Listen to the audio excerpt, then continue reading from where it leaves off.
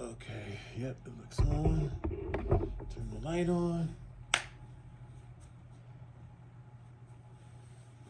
Okay. Ooh. No, he's just chilling, so I'll leave him alone. All right, so 1, 2, 3. Good afternoon, world. Welcome to another episode 38 of my ACL Journey. The channel is U-N-I-VERSELIFETV. That is at U-N-I-VERSELIFETV.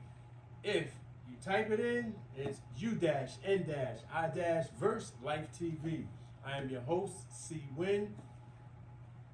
Over in the window, being nosy, it's your co-host Snoop. And yes, again, welcome. So, if anybody who looked at my last episode, at the end, you see that I was in a lot of pain last night. And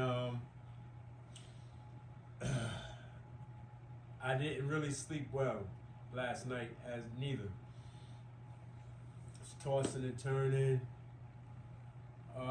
Basically this morning I stayed in bed all day, all morning. It is after 12. It's the afternoon right now, and I stayed in bed all morning. I kept my leg elevated. I had took my pain management pills last night before I went to bed. I just took around 11 o'clock, about an hour and a half ago, I took my pain pills. Yes, I needed to take my pain pills before we get this workout in today.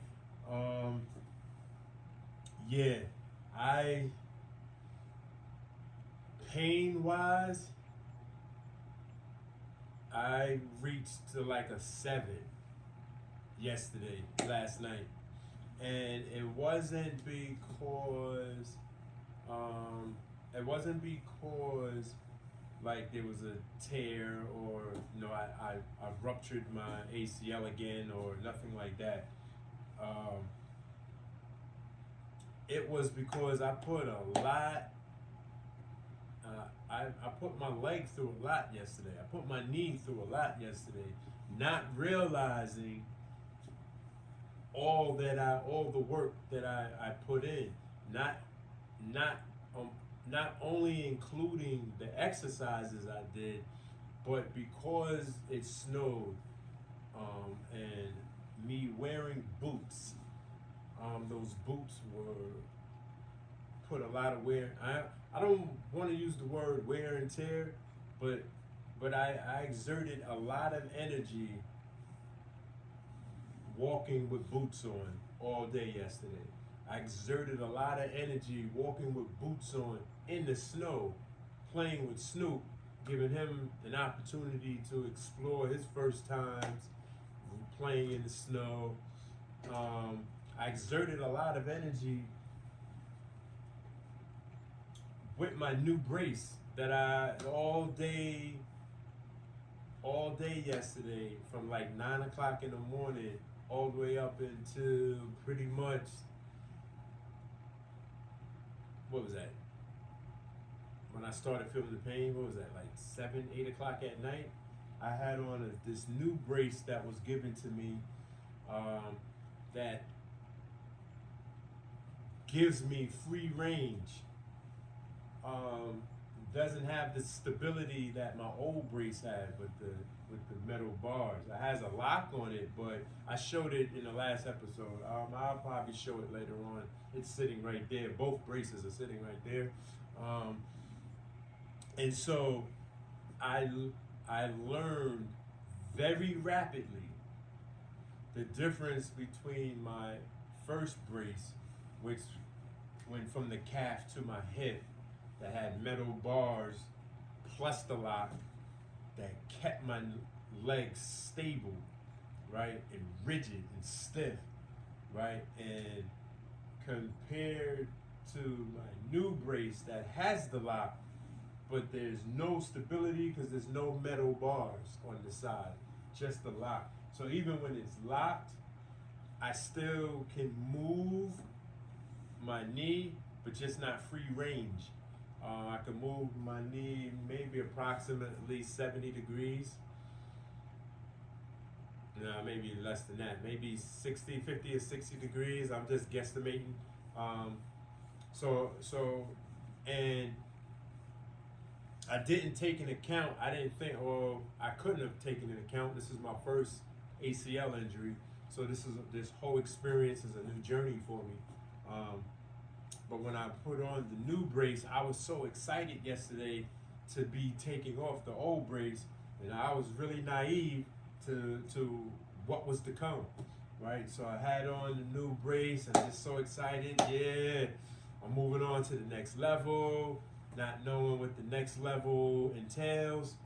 And one of the things that it entails is me using energy to stabilize my knee. So, because if I don't concentrate, I could really shift my knee that could exacerbate this whole process that I've been going through, and I don't want to do that. So, I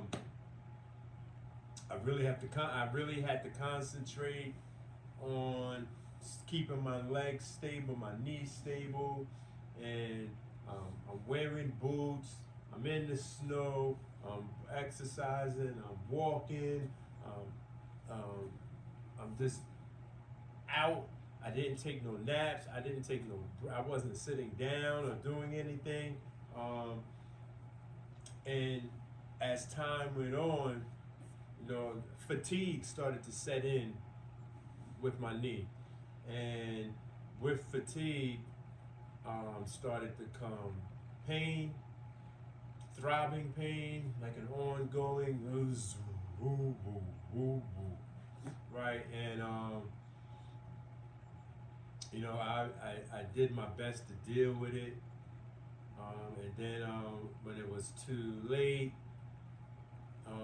the pain was at its peak, or at least I think it was at its peak. When I say it was like about a 7, is when I finally took pain medicine again, and so I had to wait for it to kick in, and it was just I was just a mess yesterday, and I really didn't want to work out, and I had opened the door for excuses. Saying, yeah, I worked out earlier in the day, I had a long day, I could take a day off, right? And then I started thinking about how hypocritical that sounded, especially since I started U-N-I-VERSELIFETV. One of the reasons, two main reasons for my new viewers, two main reasons I started U-N-I-VERSELIFETV was because, one, I felt that documenting my ACL journey was going to keep me accountable and consistent with my rehabbing, especially home rehabbing, taking the tools from physical therapy and bringing it home and doing the work at home as well. And so, and two, because I wanted to inspire somebody, or motivate somebody who might have felt that way, because we're going to feel like that. Sometimes my judgment, I guess, was kind of clouded with my excitement of this past 3-4 weeks since the surgery, of me progressing kind of rapidly. The physical therapist and the orthopedic surgeon both saying that I'm ahead of schedule, and a lot of that is because of my desire and my motivation to push forward, to get healthy. Like, it's important for me to be healthy, physically, or talking about in a physical sense, and what being naive to this injury, not realizing. I actually thought when the pain started to subside, like in week 2, week 3, that I thought I was really over the hump. I'm not even gonna lie to you. Yeah, I'm not even gonna lie to you. I was like, oh, this is not going to be that bad. Okay, I know that I'm not gonna be able to run and jump anytime soon, but this is not that bad, pain wise, physical pain wise. I'm like, oh yeah, all right, I could deal with this, and I started getting this false sense of security that, okay, yeah, this is all right. This is gonna be a breeze for me. I'm gonna show the world, yeah, this is cool, and I'm gonna inspire somebody else, and they're gonna be like, oh yeah, he could do it, I could do it, and so on and so forth. You know, that's how my outlook was. But last night I had a dose of reality that smacked me in the face and let me know, hey, this is not what you think it is. This is more severe than you're giving credit to. And it's funny because my physical therapist said it too yesterday. He told me, he said, now that he has the order for me to, where I have no restrictions, and now to start to work on strengthening and conditioning. A lot of the exercises is going to change, being I have a new brace.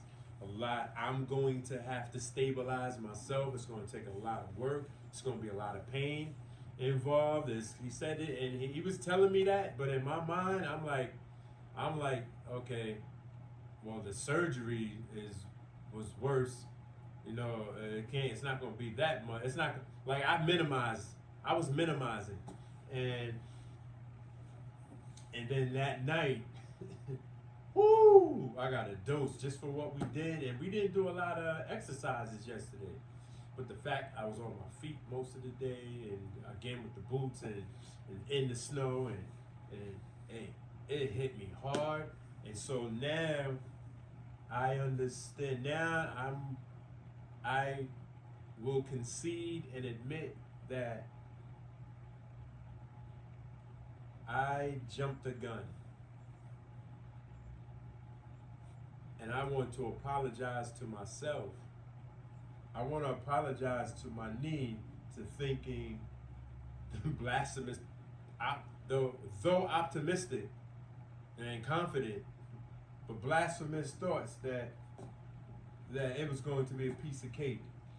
We got a lot of work to do in the next several months, and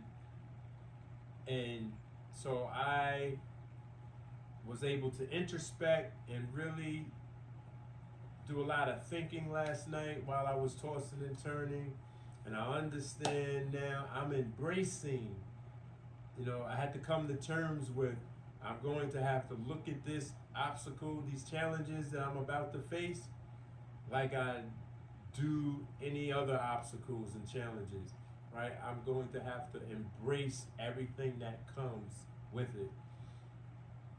So there's more pain that I'm about to experience. And some of the levels of those pains are going to be extreme. And I'm prepared now. I'll give a quick example. So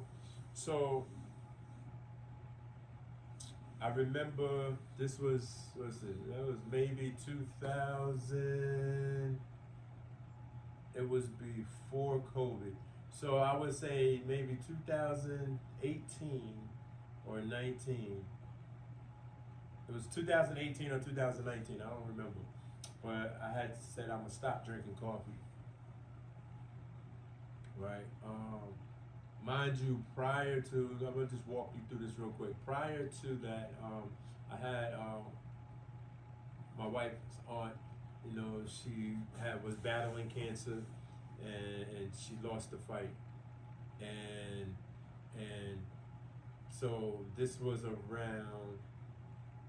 in months after the funeral services and everything, and my wife is still grieving, right? I just, for some reason, just wanted to stop drinking coffee, right? Just trying to improve my dietary habits, right? Make a long story short, I didn't know that stop drinking coffee comes with withdrawal symptoms, right? And so I was at work and I was running a group, and I got this sharp headache. Boom, boom, boom, boom. And I was like, and I'm in group, and I got frightened. And the first thing I started thinking was the worst, right? And I called an immediate break. I went to my office, got on my phone, and told my wife I'm going to the emergency room. Something is wrong with me, because I could literally count on one hand how many headaches I've had or experienced in my entire lifetime that wasn't related to some type of sports or activities. I don't get headaches like that. So just for it to come out the blue, I was thinking the worst. And so my wife calmed me down, right? And she was like, listen, you stop drinking coffee, and you're most likely, this is one of the withdrawal symptoms that you're experiencing, right? So in my mind, I'm like, okay, if this is the case, and she said that if I drink coffee, the headache might most likely will go away. So I told myself, okay, you know what? I'm gonna drink some coffee. If the headache goes away, then at least I know it's not the worst case scenario that I was thinking. And you know what? I'm gonna prepare myself to deal with the headaches, and I might have to call out work for a day or whatever the case is. I Googled, it said, withdrawal symptoms could last up to like 72 hours or so. So I'm like, okay, I was figuring things out. So I drank some coffee. Literally within like 15 seconds, headache gone. I was like, wow. I just went to the worst case scenario, right? And so I was like, okay, tomorrow I'm going. So you can call that a relapse if you want. I don't care. It was. All right, you know what? It was a relapse. So I said the next morning, I'm not going to drink coffee, but now I'm prepared to deal with this headache, and I'm going to knuckle up and just deal with it, right?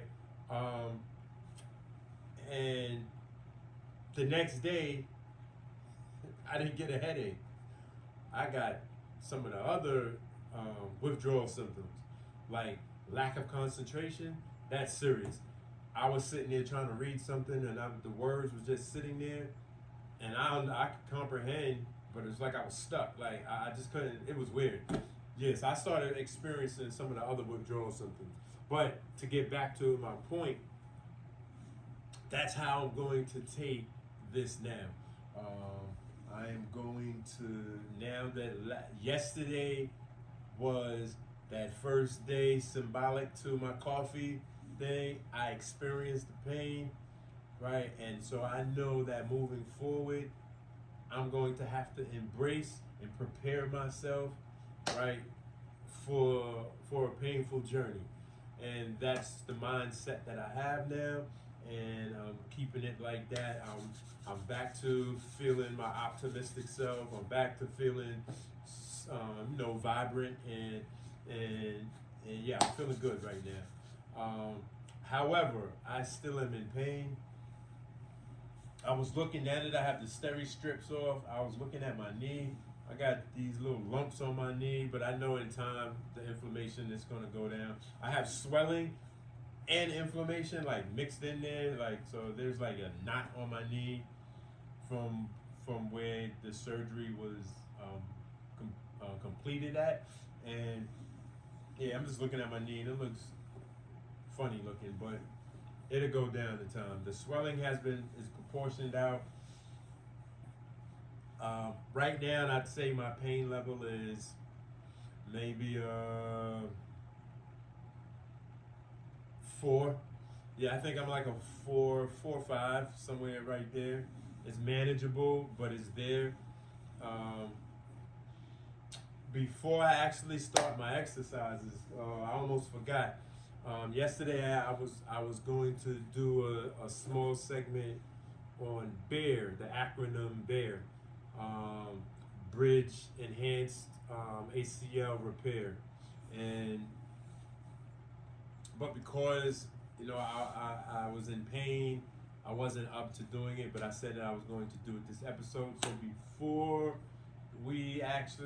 I, not we, because, and thank you for reminding myself, I'm not a licensed professional, right? So all the exercises that you see me doing on U-N-I-VERSE Life TV, please do not do. If you are in physical therapy or you know that you're about to go to physical therapy, you do the exercises that have been given to you by your surgeon, your physician, or your therapist, right? My content, U-N-I-VERSE Life TV, my ACL journey is to inspire and help motivate those who might be struggling with their own ACL injuries or any other surgical injuries that or accidents that they might have been a part of and they have to do rehabilitation.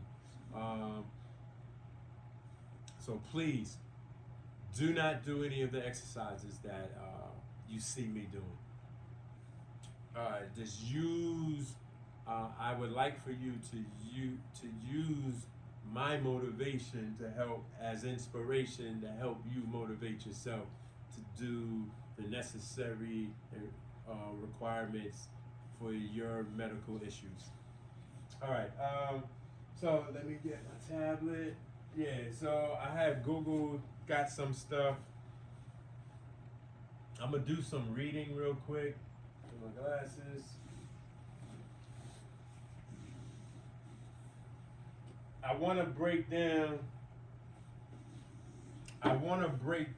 some of this stuff into layman's terms because I am not a physician or any other licensed professional, and sometimes we get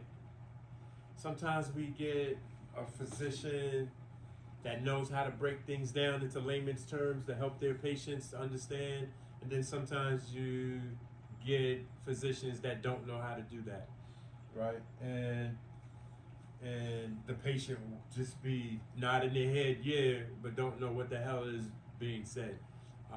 And actually, that's the patient's fault. And I'm a strong advocate, especially at work, to when you should have a relationship with your physician or any other specialist, and you shouldn't be afraid to ask questions. Actually, the more questions that are asked on both sides of the fence, the I don't want to say the easier, but yeah, the easier it is to pinpoint, diagnose, and treat whatever the issues are.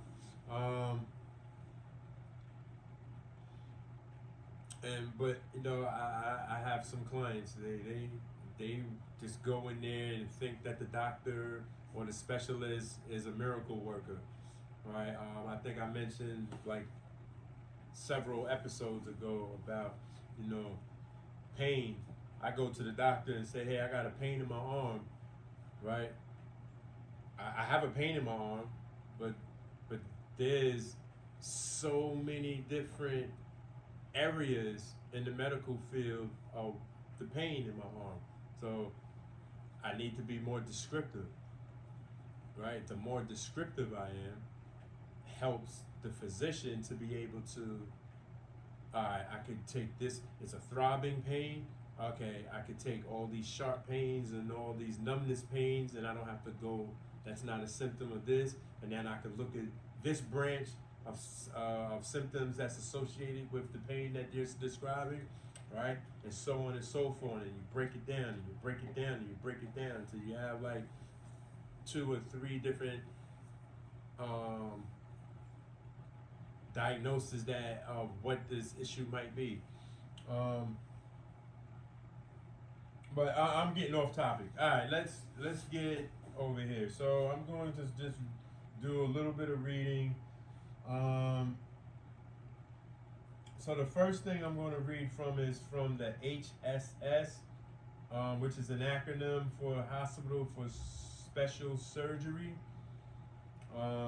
So I don't know. The HSS is the #1 ranked hospital for orthopedics with top ranked sports medicine surgeons. I don't know who labeled that or who awarded them that.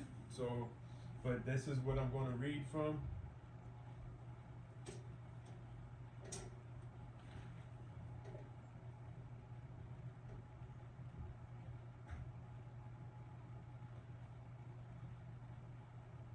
All right, so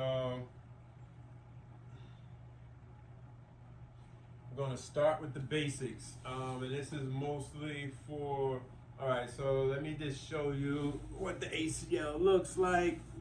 Oh, for my new viewers, I am my own cameraman, so I don't have some of the resources that a lot of other people have, the professional podcasters have. So that's the ACL right there. And if you look, you could see, actually, hold up. Let me turn this light off because I'm getting a reflection. There you go.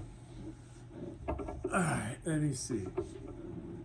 Oh, ow, ow, ow, ow. Ooh, twisted my knee. All right, so where are we?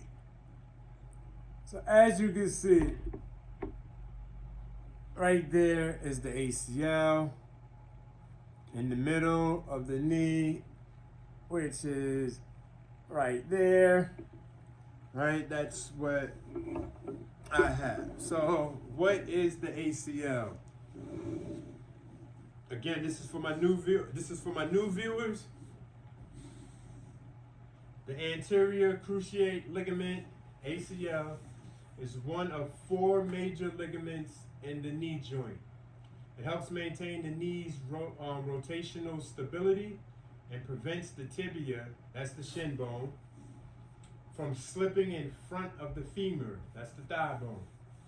The ACL is located in the center of the knee and works with the posterior cruciate ligament, that's the PCL, to stabilize the front to back movements of the knee.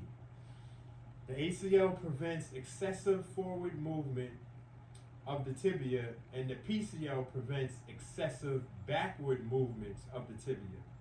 The medial collateral ligament, the MCL, and the lateral collateral ligament, the LCL, are located along the outside, LCL, and inside MCL of your knee. The MCL and the LCL work in preventing the tibia from moving to the inside, MCL, or outside LCL. The ACL is particularly vulnerable to injury during pivoting or side-to-side athletic activity or as the result of impact. A torn ACL is a common injury in athletes of all levels. Me, I'm an amateur athlete. It's the lowest level you could be on, and I'm proud of it though. It is especially common in sports with a lot of leg planting, cutting, and pivoting, such as soccer, basketball, skiing, and football. ACL surgery is often required to treat a tear. All right, so that's just the basic, what the ACL is. I'm going to, all right, so the next thing is, what is an ACL tear? An ACL tear is when the anterior cruciate ligament becomes partially or completely ruptured. Most ACL tears are complete tears and can be torn from the femur, thigh bone, tibia, shin bone, or in the center of the ligament. The most common location for a tear is the center of the ligament. The next question is, what is the difference between an ACL sprain and an ACL tear? An ACL tear is a complete tear or rupture of the ligament. An ACL sprain is a stretch of the ligament, but the fibers of the ligament remain intact. Can an ACL tear heal on its own? Once torn, an ACL cannot regrow or heal on its own. Surgery is the only way to treat an ACL tear. Not everyone who has torn their ACL, however, necessarily needs surgery. On some occasions, the ACL can form a scar that bridges the gap between the ligaments torn ends, leading to some restoration of knee stability, allowing patients to return to activities symptom-free. This treatment option is generally reserved for older patients. So for me, that wouldn't apply for me because it was torn to a part where it wasn't completely severed, which I found out after I woke up from surgery.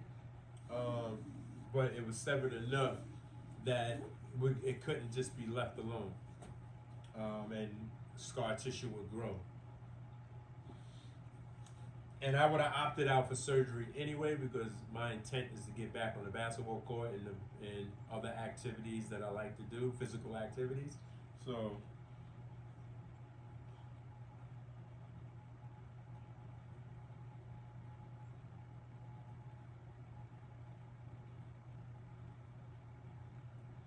all right, so this is for anybody. I'm going to read this real quick. When should I see a doctor if I think I have torn my ACL? If you sustain a knee injury and think you have injured your ACL, you should follow these steps. 1. Stay off the leg and elevate it. 2. Decrease the inflammation in the knee by applying ice or taking non-steroidal anti-inflammatory drugs.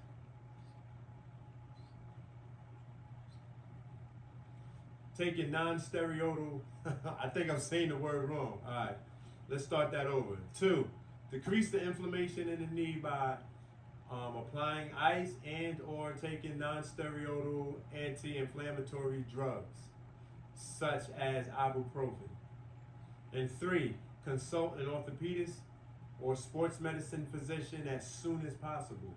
The doctor will examine your knee and take x-rays and perhaps recommend an MRI to look for injuries to your ligaments, meniscus, or cartilage based on your exam and discussion with the doctor.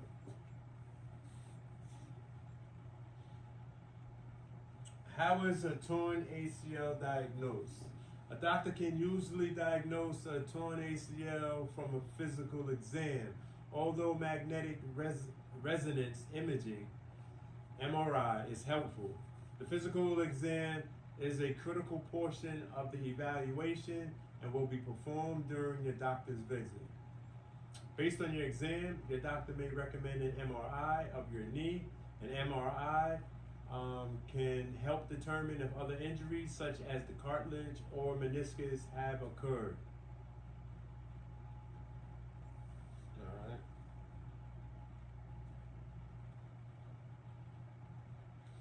Can ACL tears be treated without surgery? Surgery is not necessary for all patients. The main conservative treatments are rest and anti-inflammatory medication to reduce pain and inflammation, with physical therapy to help strengthen the muscles of your leg. In patients who have only a partial tear, non-surgical treatments may be an option.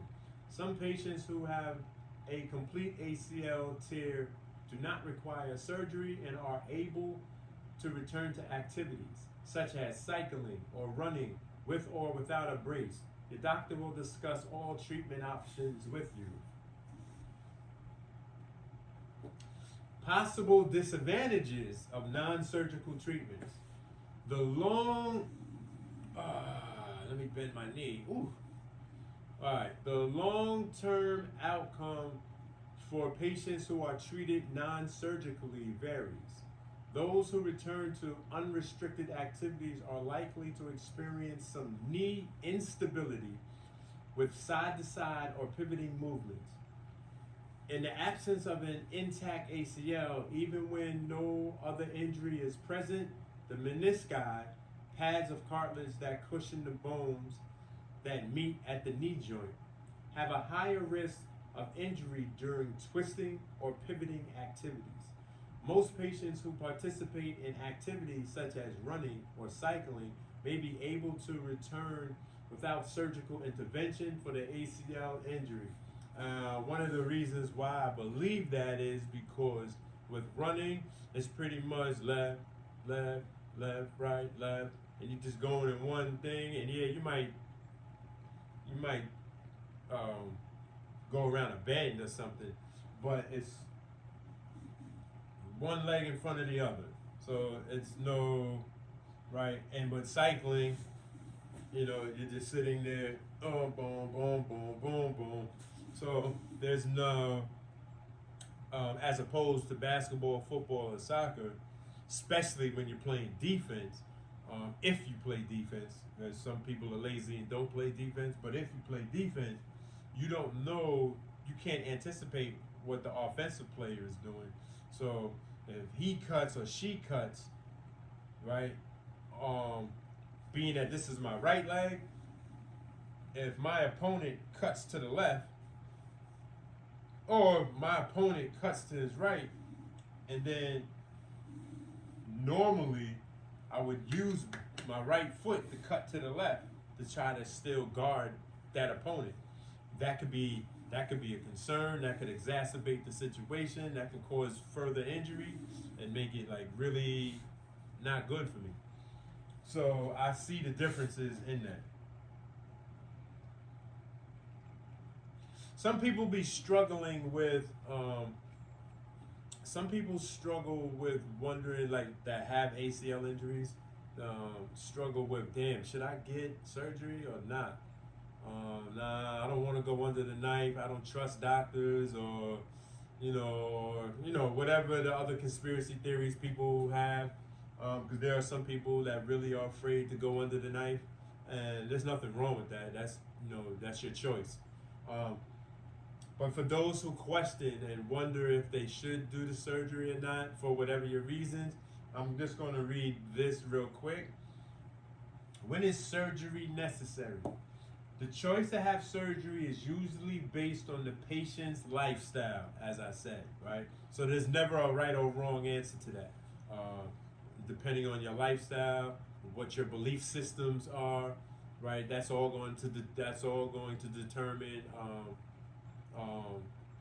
a decision-making technique for you of what you're going to do or not, if you're going to do it or not, I should say, excuse me.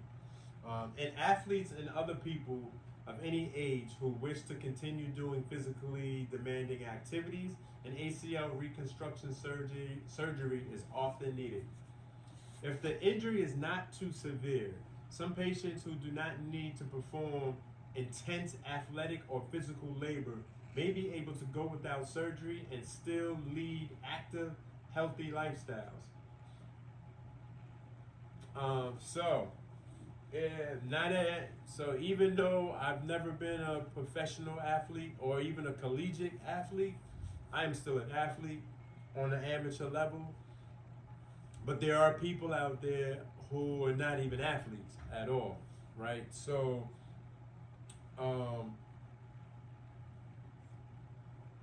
the whole thought process would be different for a person who is not athletic, and they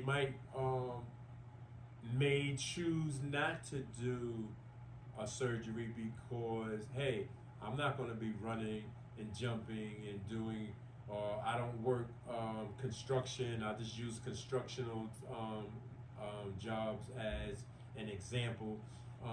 But I'm not doing manual type labor work or anything that has me physically where I need to use my legs for stability or for lifting or whatever the case is. And so they might choose not to do the surgery. Whereas a person like me, now as a person that's a professional or collegiate level of athletics, they 9 times out of 10 are going to get the surgeries required. Usually they're young enough to be able to bounce back from it. Usually they have the resources and the backings of ownership or school institutions to that they'll have the facilities necessary to help them to rehab and bounce back so that they can get back to their craft. A person such as myself, as an amateur, I don't have those resources, and because I don't have those resources, is another reason my motivation runs high, because and what if the mentality that let me do a what if scenario. What if I made better decision making when I was younger, and I would have stayed in the sports that I was in, and I became a professional athlete, or even just went to the collegiate level? I most likely would have been a gym rat. I most likely, having all those resources at those levels. Because I'm kind of a gym rat. I'm kind of a gym rat now, and I'm not playing for anything, but just for fun and my own levels of competition. And so but because I don't have those resources, I have to create them myself, and that helps. That keeps me inspired. It keeps me motivated, and it actually focuses me and makes me. Or it doesn't make me, but I choose to be consistent with it and show levels of consistency with it. So, again, everybody is different, and everybody's path is not the same.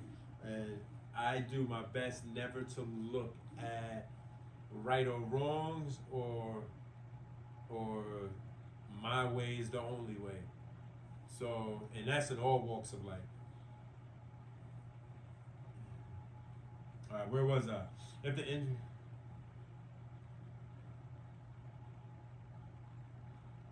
Without surgery, however. Oh, okay. If the injury is not too severe, some patients who do not need to perform intense athletic. Okay, I've said that already. Okay. Many people with torn ACLs who receive conservation non-surgical treatments are able to swim, jog, and use most equipment found at the gym or health club. Without surgery, however, there is an increased risk of developing knee osteoarthritis, and an HSS study of 40 surgical and non-surgical patients over more than 10 years found that the long-term effects of an ACL tear without surgery includes damage to the surrounding cartilage, which worsens over time. So that's what you'd be at risk of. MRIs taken between 7 and 11 years demonstrated that patients who did not have ACL reconstructions were 6 times more likely to have cartilage degeneration in the shin bone, and 5 times more likely to have degeneration in the kneecap than those who did. Discuss all the risks and benefits of surgical and non-surgical treatment with your doctor. I'm a firm believer. I want to know the best case scenario, and I want to know the worst case scenario, and I want to know as much of everything that's in between as possible when I make decisions. All right, I'm just going to read that for now. The next thing tomorrow or another time next week, I'm going to actually read on the bridge enhanced anterior cruciate ligament repair, or the B.E.A.R. Actually, let me just give the background to that real quick. No, you know what I'm gonna do? Because I really want to get to my exercises. So when I'm icing later tonight, I'm going to read more specifically about the acronym B.E.A.R, Bridge Enhanced ACL Repair, and we're gonna lock in and focus on that later on.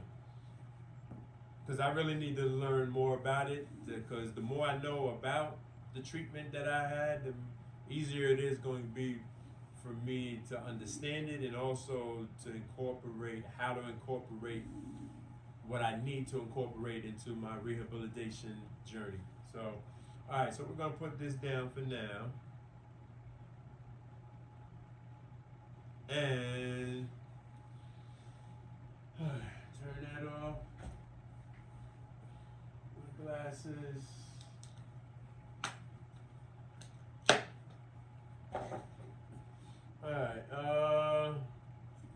All right, so got a lot of work to do. I also gotta walk Snoop too, but I'm gonna walk him after, once we go outside and do the heel to toes. So now, just to let you know, because my wife, she's at work right now, and so she was like telling me, she was out earlier walking Snoop, and she was telling me it's really icy out there now. So my footage of me out in the snow playing with Snoop in the snow, there were some people who were concerned, like, hey, you bugging, man, why are you doing that? And my retort to that, my response to that was, listen, it's fresh snow. There's underneath is dirt, it's earth. There's no ice there. And I gave the example of which I would do now. So let's just say, because it snowed, so let's just say it snows again tonight, and we get like 5 inches of snow, right? If that was to happen, I wouldn't take Snoop out to play. Or I might, but I would just take him off the leash and let him run, and I'd stand still. I wouldn't move with him, because it had already snowed, and now there's ice on the ground now. So underneath the new snow would be old ice, and that would be a high risk situation for me, and I wouldn't be responsible in my recovery process. So the fact that it's icy out there, she told me I have to be very mindful. I'm really considering bringing both. No, actually, I'm really considering. I was thinking of either bringing both crutches with my new brace, or put my old brace on and use one crutch, because the old brace has the stability, so that even if I was to slip, that would save me. The new brace won't save me. So I'm really leaning toward the one crutch and the old brace. That's what I'm leaning toward. Alright, but while I'm debating on that, or contemplating what I'm going to do, what decision I'm going to make, let's get this going. So the first thing I'm going to do is massage the back of my knee. I'm going, ooh, that feels tender. That never felt tender like that before. Oh, that's from all the wear and tear from yesterday. Oh, wow, I wasn't expecting that. Ooh, it feels tender right in here. Oh, ooh, ooh.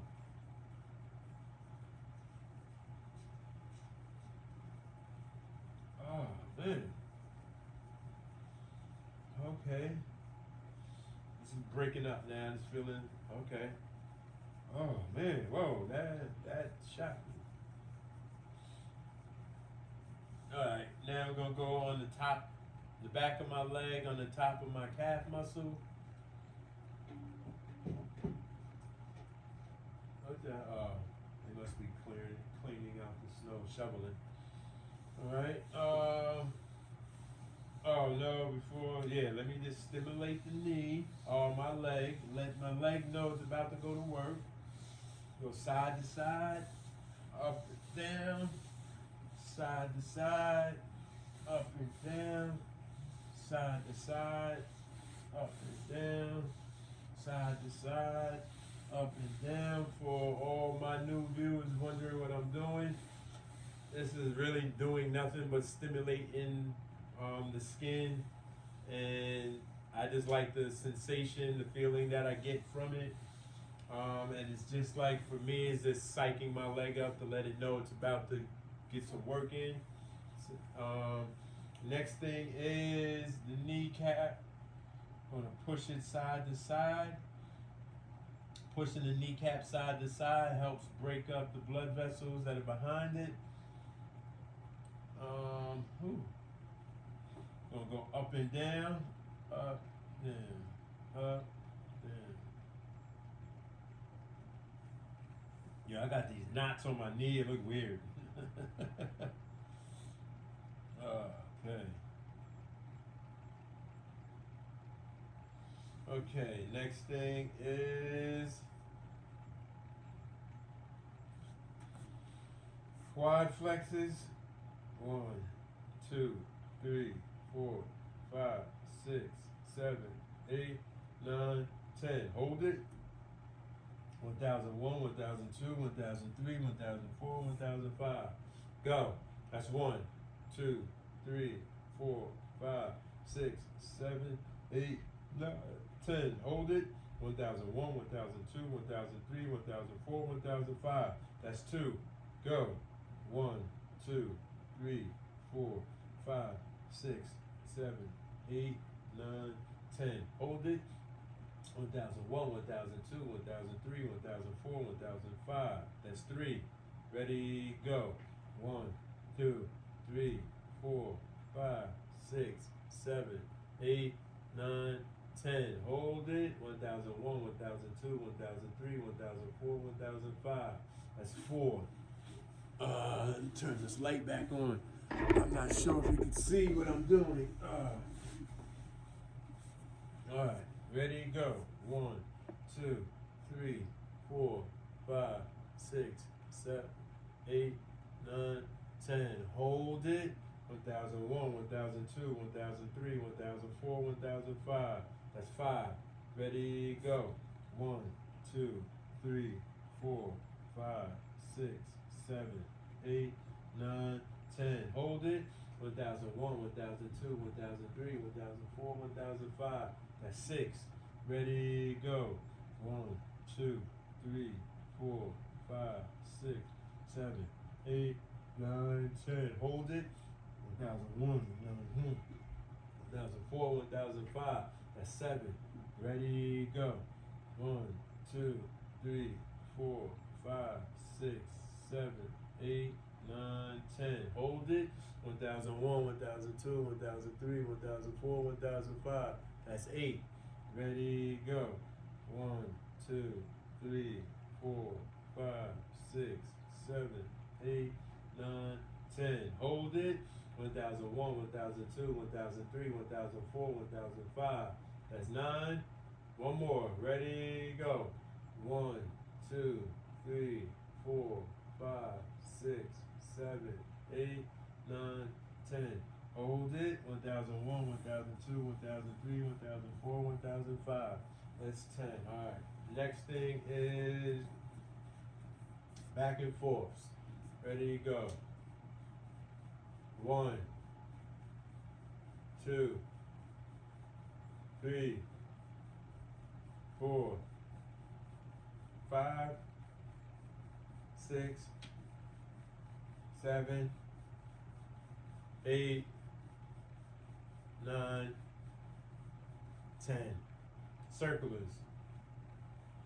1, 2, 3, 4, 5, 6, 7, 8, 9, 10. Reverse.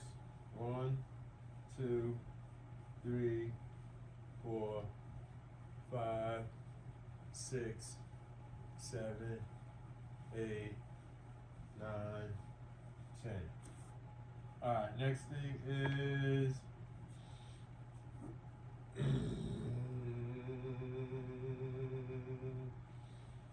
hyper extensions. Alright, so I'm gonna do the first one.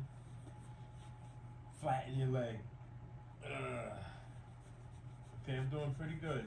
I can't squeeze it through. That's a good thing. 1001, 1002, 1003, 1004, 1005. Relax. Go. 1001, 1002, 1003, 1004, 1005. Relax. That's 2. Go. 1001, 1002, 1003, 1004, 1005. Relax. That's 3.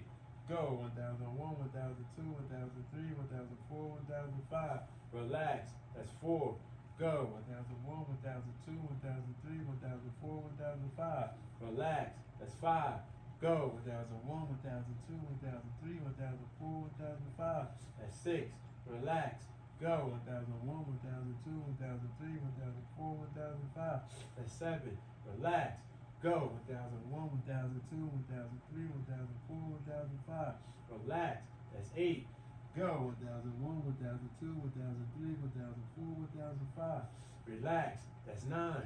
Go. 1001, 1002, 1003, 1004, 1005. Relax. That's 10. Alright.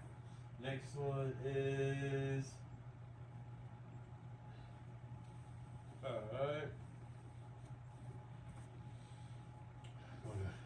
hyperextend the knee as best I can. Actually, what I want to do is try to lift my ankle off lift my heel off the floor. Go.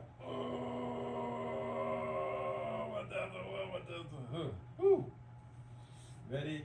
Go. 1001, 1002, 1003, 1004, 1004. I got to 1004. I feel it right in here. Alright. Ready? Go. 1001, 1002, 1003, 1004, 1005. I wonder if that could be visibly seen on the camera. I lifted it up. Ready? Go. 1001, 1002, 1003, 1004, 1005. That's 5. That's 2. Go. 1001, 1002, 1003, 1004, 1005.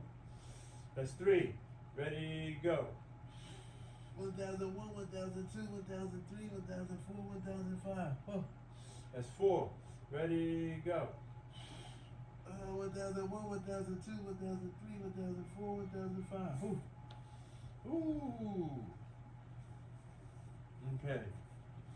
Now I'm just going to push down, not lift my heel. Ready, go. 1001, 1000. Go. 1001, 1002, 1003, 1004, 1005. Nah, right there. Go. 1001, 1002, 1003, 1004, 1005. I'm pushing down with my knee into the ground.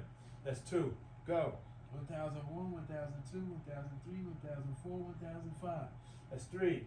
Go. 1001, 1002, 1003, 1004, 1005. That's 4. Go. 1001, 1002, 1003, 1004, 1005. Alright, that's 5. Let's go. Next one is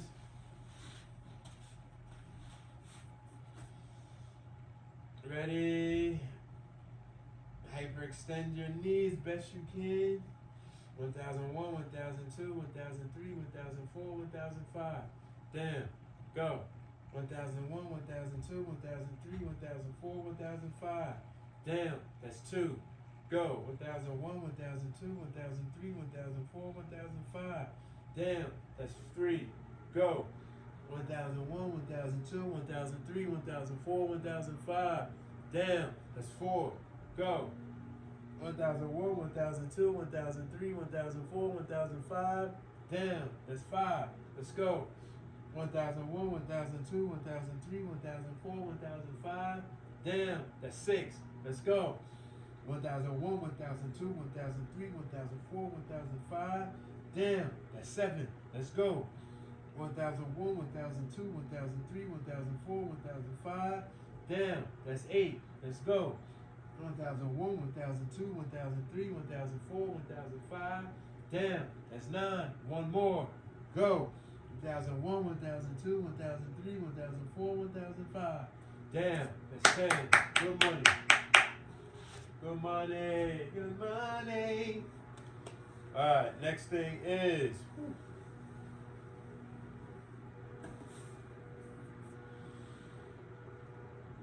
heel lifts. Alright, ready? Go. 1001, 1002, 1003, 1004, 1005. Damn. Go.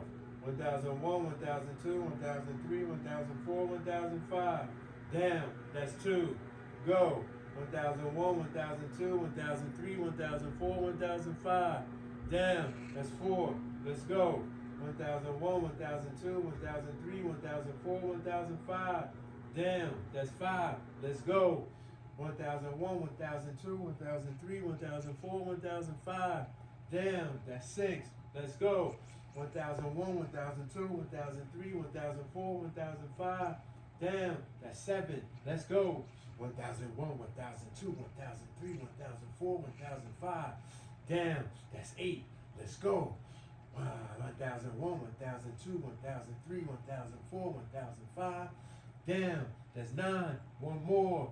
Go. 1001, 1002, 1003, 1004, 1005. Damn, that's 10. Let's go. Heels to the side. Up. Side. Boom. That's 1. Up. Side. Down. That's 2. Up. Side. Boom. That's 3. Up. Side. That's 4. Up. Side. That's 5. Up. Side. Oh, that's 6. Up. Side. Oh, that's 7.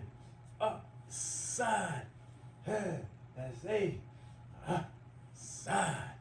That's 9. That's 10. Yeah, I'm exaggerating because I'm really trying to hype myself up. I told you I didn't really get no sleep last night. I was in pain and I'm stiff. I'm still in pain, but I gotta hype myself up because the work gotta get done, regardless if I want to do it or don't want to do it. And I semi want to do it, but when I hype myself up, my adrenaline starts kicking and I'll be good. All right, so where am I? We just did that. The next things is okay. Actually, give me this.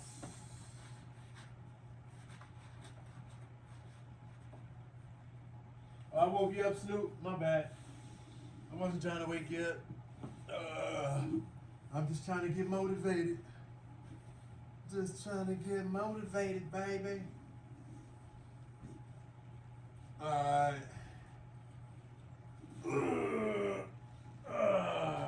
Okay. Ready? Okay. Come on, my nuts. Alright, ready, set, go. 1001, 1002, 1003, 1004, 1005. If you notice, for all my new viewers, try to have my leg as straight as possible, my heel toward the ceiling and my toes toward my face. And I'm stretching my hamstring, I'm stretching the back of my knee, and I can feel the stretch in my calf, all the way up to my ankle. That's 1. 1001, 1002, 1003, 1004, 1005. That's 2. 1001, 1002, 1003, 1004, 1005. That's 3. 1001, 1002, 1003, 1004, 1005. That's 4. 1001, 1002, 1003, 1004, 1005. That's 5. 1001, 1002, 1003, 1004, 1005. That's 6.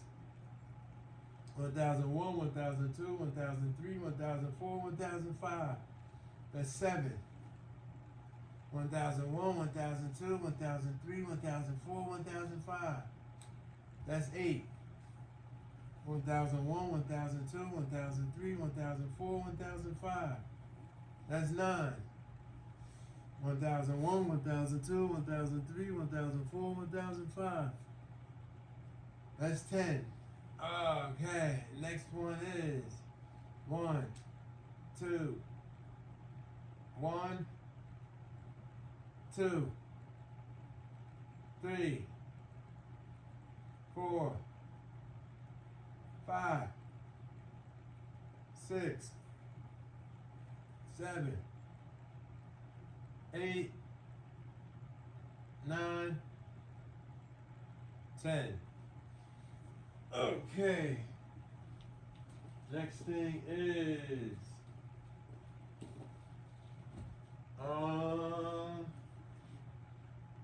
okay, I think it's time to start bending the knee. Infamous heel slides. You already know. What the hell that's called? That is. Oh, my glasses. Can't see.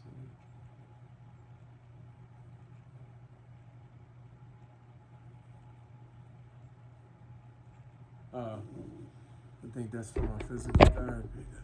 Yeah. Alright, so look out, Snoop. So we're doing heel slides.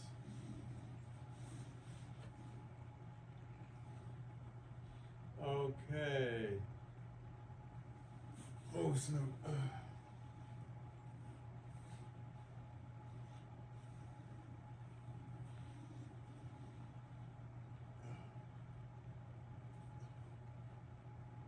Okay, can my foot be seen here? Stop, Snoop. Can my foot be seen there? Alright, there you go. Roll this up. Ready? One day I'm going to get back to 135 degrees active. One day. Just not 2 days. Ready, go.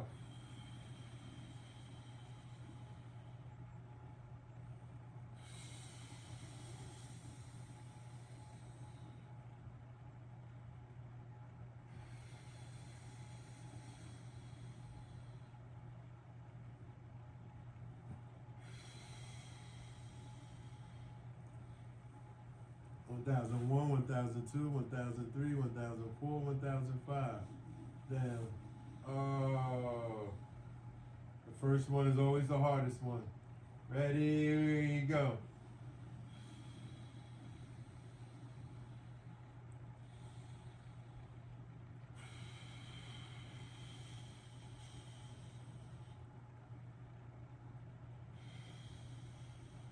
One 1001, 1002, 1003, 1004, 1005. Down. That's 2. Ready, go.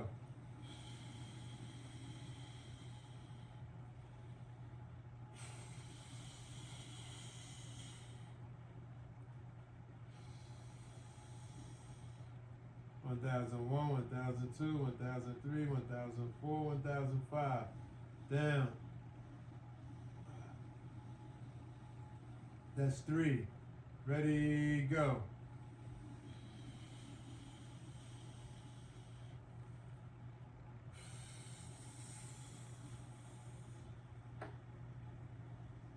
Right there. 1001, 1002, 1003, 1004, 1005. Down. That's 4. Ready, go.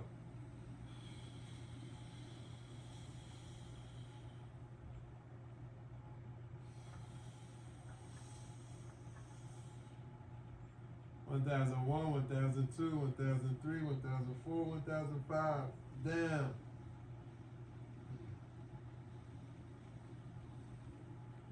That's 5. Halfway there. Ready, go.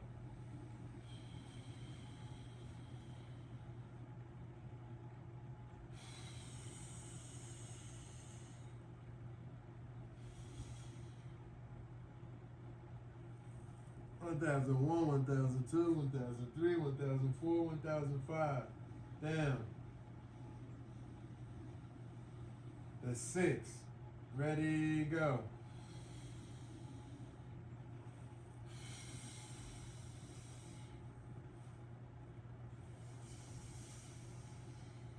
Uh, 1001, 1002, 1003, 1004, 1005. Down.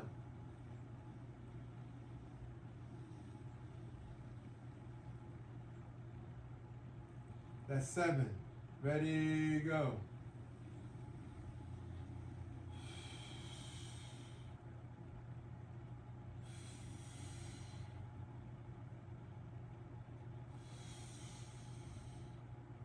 One 1001, 1002, 1003, 1004, 1005. Down.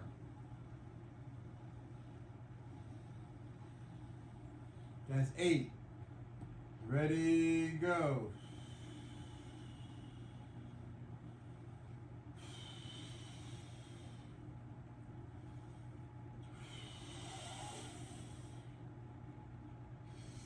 Oh, 1001, 1002, 1003, 1004, 1005.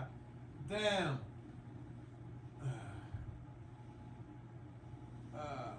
That's 9. One more. That's called pushing yourself. That's not called anything else. That's what I do. I push myself. Go. Last one.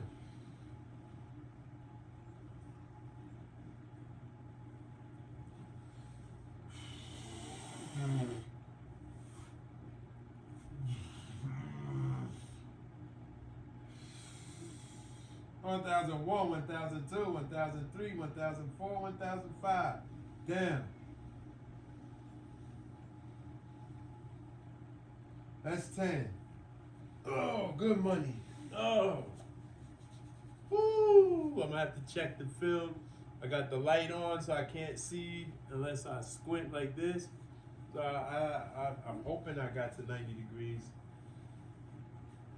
Alright, next thing is, alright, we're going to do, being that I'm on the floor, before we get to the chair exercises.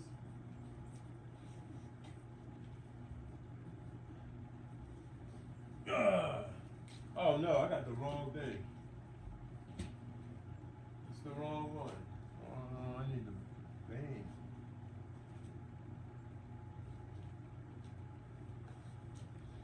Alright.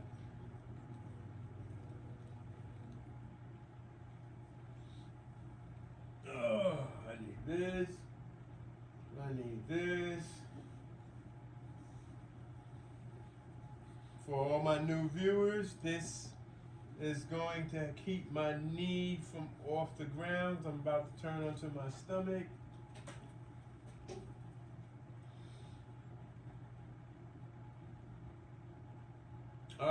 Then I'm going to use the other one. So this, actually, no, we're going to switch. We're going to do this first. Put this here. I'm still going to use the towel to keep my knee from off the floor.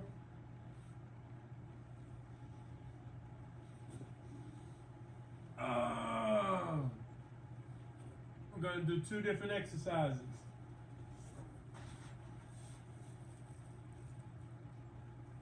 Alright, ready? Go. So with this exercise, I'm going to pull my knee. I'm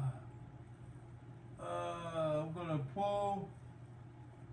I'm going to go up. I don't know if you can see my hands because I'm out of the picture, so I can't tell. But I'm climbing the elastic with my hands overlapping one on top of the other, and as I'm doing that, I'm pulling my knee toward me. I'm doing it very slowly, and I'm pulling toward me without trying to injure myself. there you go. As far as I can push myself. Oh, 1001, 1002, 1003, 1004, 1005. Then slowly climb down the elastic pole. Oh, there's not a pole, but the elastic. Grab onto the handle and pull down. So I don't know. Looking right there, I'm going to. Yeah, I don't think you can see my hands, so I'm going to push down. We're going to start this exercise over by coming down some. Boom, my foot is there. Bring this here, right below the knee. And we're going to start over because I want you to see my hands. Now again, you're not going to be doing this exercise unless it's authorized for you to do so by your physician or your physical therapist. I'm showing you an exercise that I did in physical therapy that I was instructed I can do at home. So this is just me. This is my first time doing this one. This is going to help me in the process of bending my knee where I can get eventually to 135 degrees active, bending my knee or bending my knee. All right, let's get on top. All right. So now you should be able to see what I'm doing. So we're gonna start over. That was just to get the gauge. So we're gonna do a set of 5s. Ready, go. You're gonna grab slowly. I'm gonna grab, and I'm going to, as if I was climbing up a pole, one hand over the other, while I'm bringing my knee. One hand over the other, as I'm bringing my knee close, or bringing my foot closer to my back. One hand over the other. Once I get to that point, I'm going to hold it and just pull ever slightly to stretch the knee out. I don't know where I'm at with it, but this is going to help me tremendously. Oh, I feel it. No, this feels good. I think I can pull it just a little more. Right there. Right there. That's it. That's the point. All right. Now slow. 1001, 1002, 1003, 1004, 1005. Slowly come down the elastic. Slowly come down the elastic. Bring it. Okay. That's 1. Let's go. Ready? Overhand, overhand, overhand, overhand. 1001, 1002, 1003, 1004, 1005. Down. Down. Oh, that's 2. Ready, go. Ooh. Okay, let's go. Let's go. Pull it. Pull it. Pull it. 1001, 1002, 1003, 1004, 1005. Down. Down. Down. Woo. Oh, that's 3. Ready, go. Oh. Woo. Whoa. Bend the knee. Bend the knee. Bend the knee. Pull it. Bend the knee. There you go. Bend it. 1001, 1002, 1003, 1004, 1005. Down. Woo. Down. Oh. Ooh.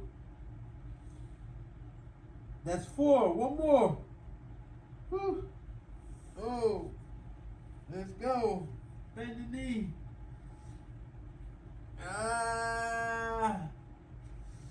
Woo. Bend the knee.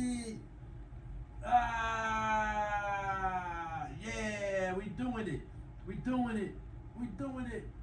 1001, 1002, 1003, 1004, 1005. Woo! Woo! Yeah. There you go. Get it in. Get it in. Get it in. Ah, that's 5. Oh, good money. Ah, good money. Woo! Good money. Highly motivated. Because if I'm not highly motivated, who the hell will be? All right, now we're going to do these. The difference between that and the strap. So I was always doing the strap. But the strap is more, I'm not pulling. Actually, the band is helping me to bend my knee. And this has always been like a stress reliever. So that's why I wanted that one. I'm pulling my knee, right? So I'm using a lot of energy. This one, with this one, I'm using no energy at all. I'm just bending the knee, and the elastic is pulling, is doing all the work. With this one, my arms were doing all the work, or most of the work. All right, so let's go. Ready? Over. Make sure it's above the knee. There you go. Ready? Go.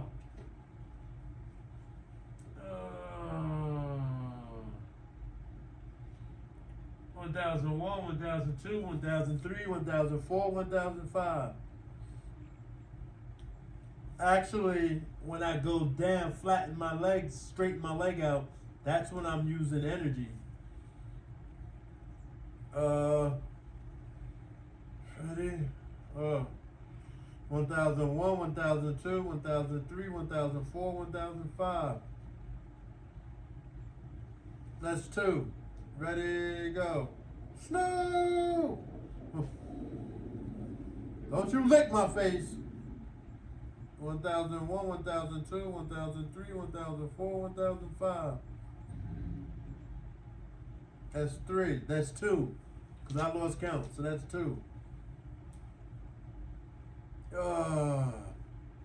1001, 1002, 1003, 1004, 1005.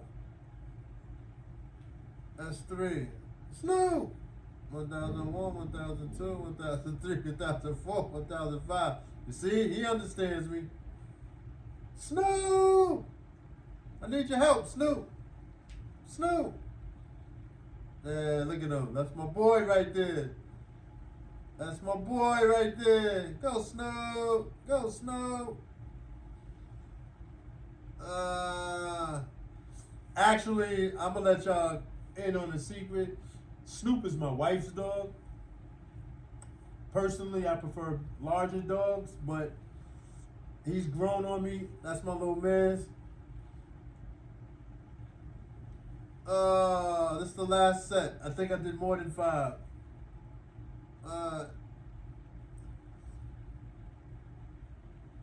And overall, he's a good dog.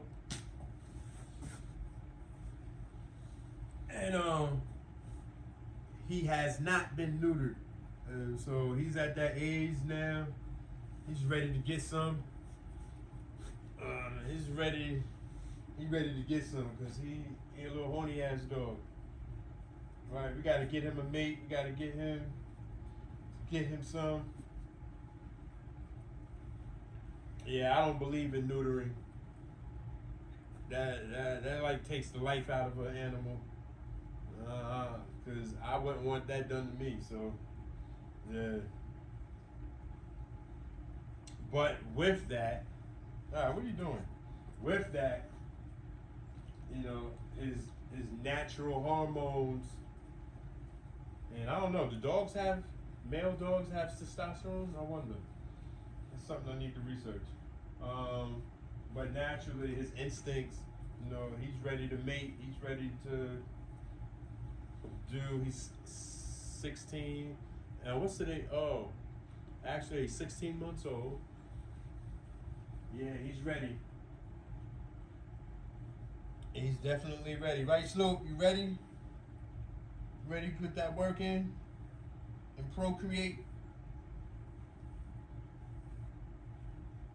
Alright, where are we? We did that. Next thing we're about to go is do some chair exercises, and then the real work is about to happen.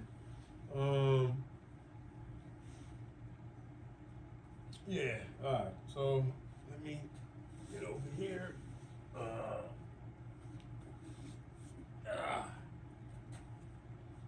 Alright, you gotta get up, Snoop.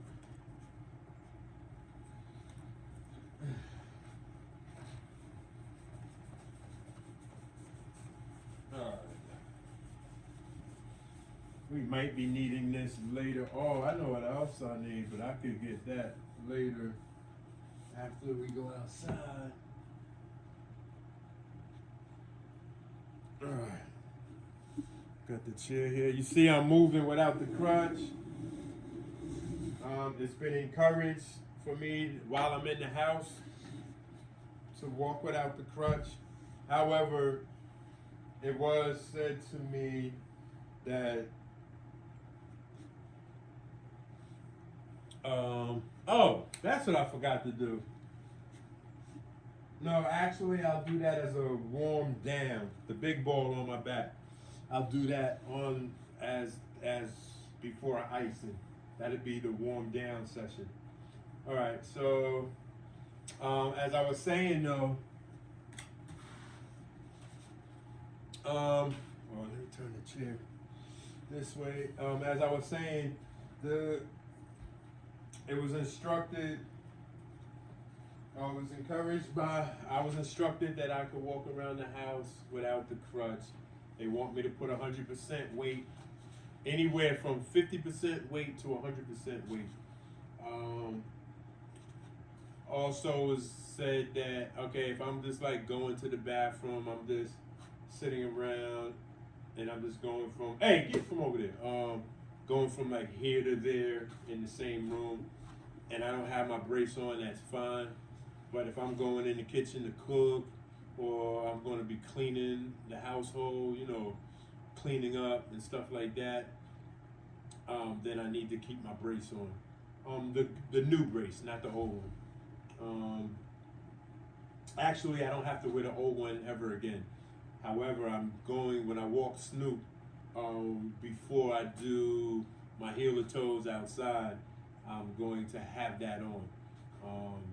Just for safety measures, just to make sure, because I definitely don't want to slip on the ice. Alright, so where are we? Now, for my new viewers that are just seeing this, if you were following me from the beginning, or if you go back to my earlier episodes, when I would do this exercise, this is how I used to originally do it.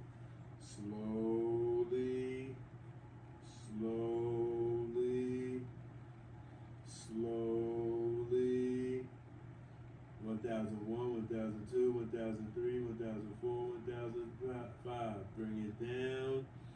Slowly, slowly, slowly. That's how I used to do it. Now I'm going to show you how far I evolved thanks to me being consistent with my home physical therapy. 1001, 1002, 1003, 1004, 1005. That's one. But you know what? I don't count that as one, because I could have did more. So this is going to be one, starting right here. 1001, 1002, 1003, 1004, 1005, 1006, 1007, 1008, 1009, 1010. That's one. Ready, go. 1001, 1002, 1003, 1004, 1005, 1006, 1007, 1008, 1009, 1010. That's two. Ready, go. 1001, 1002, 1003, 1004, 1005, 1006, 1007, 1008, 1009, 1010. That's 3.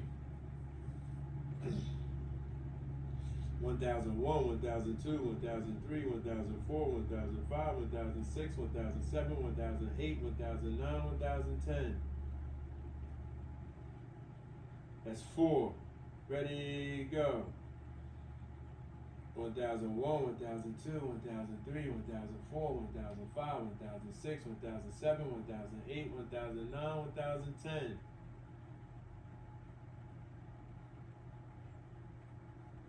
That's 5. Ready, go. 1001, 1002, 1003, 1004, 1005, 1006, 1007, 1008, 1009, 1010. That's 6. Ready, go. 1001, 1002, 1003, 1004, 1005, 1006, 1007, 1008, 1009, 1010. That's 7. Ready, go. 1001, 1002, 1003, 1004, 1005, 1006, 1007, 1008, 1009, 1010. That's 8. Ready, go. 1001, 1002, 1003, 1004, 1005, 1006, 1007, 1008, 1009, 1010. That's 9. Last set. Ready, go. 1001, 1002, 1003, 1004, 1005, 1006, 1007, 1008, 1009, 1010. Ooh, good. Ooh, good money. All right. So the ball exercises I'm gonna do right before I ice and stuff.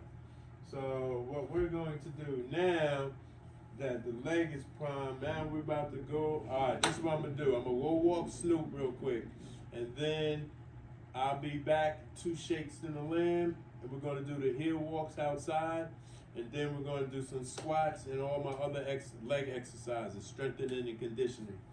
All right. So I'll be back. Come on, Snoop. You wanna go outside? You wanna go outside? You know what outside means. Ready to go outside? All right, come on. You know what outside means. All right, I'll see y'all later. Yeah, I'm back. What's up, bro? So I just finished walking Snoop. He did his 1s and his 2s. So he's good. So I'm out here about to do these heel to toes. I checked it out when I walked Snoop. I decided to still use the one my new brace, and use the one crutch because the walkways are cleared, and so I don't have to worry about the icing. I have on the new brace, but actually, so the locking mechanism with my new brace, I'm gonna show y'all right now.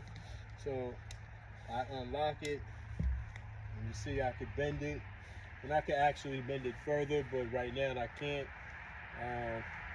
But when it gets locked,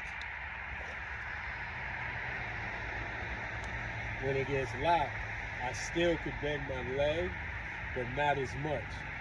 So I could bend my leg maybe, it looks like maybe 40 degrees, 40, 50 degrees approximately, something like that.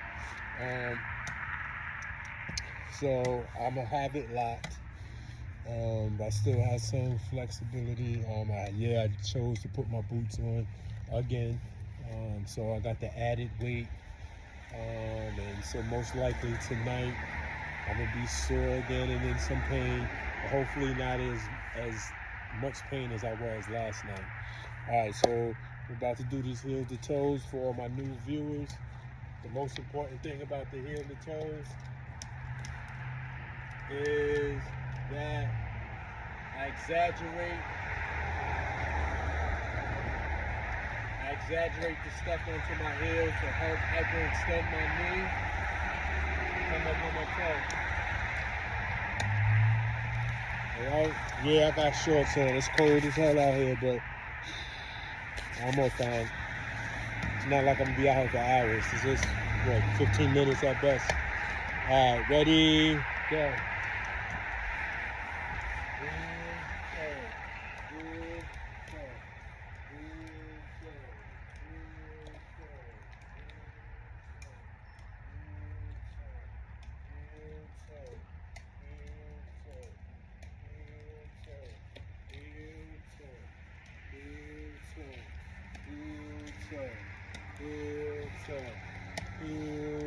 Okay, one of the things that I've been therapist wants me to practice is stop walking with the limp.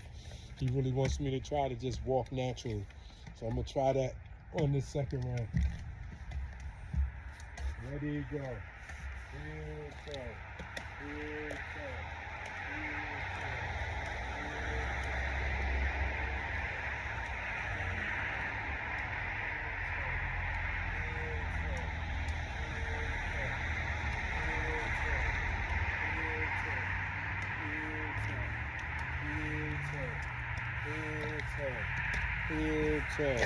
Still got a little limp, but I'm gonna try it again. That's 2. Ready, go.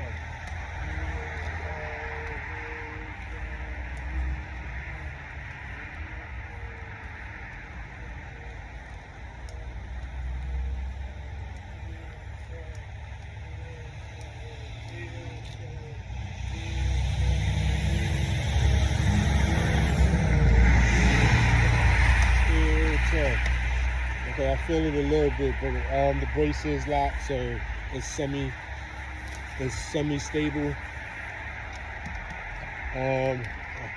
I'll look back at the footage and see how I'm looking for the rest of these rounds. I think that was 3. So the next 7 sets, just gonna try to do it as natural as possible. All right, ready, go.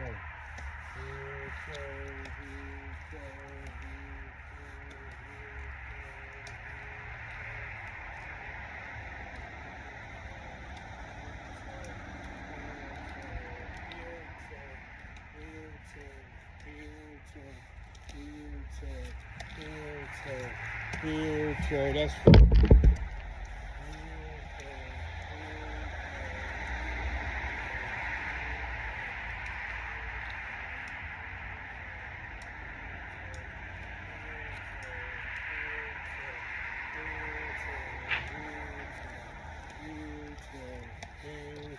that's 4. That's 5. Excuse me.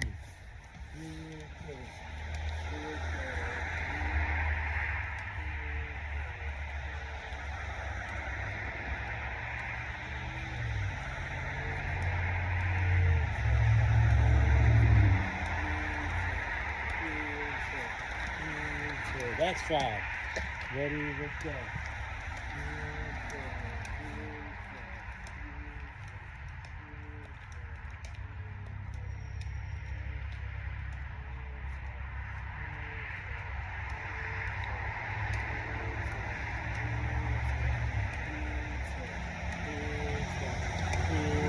That's it.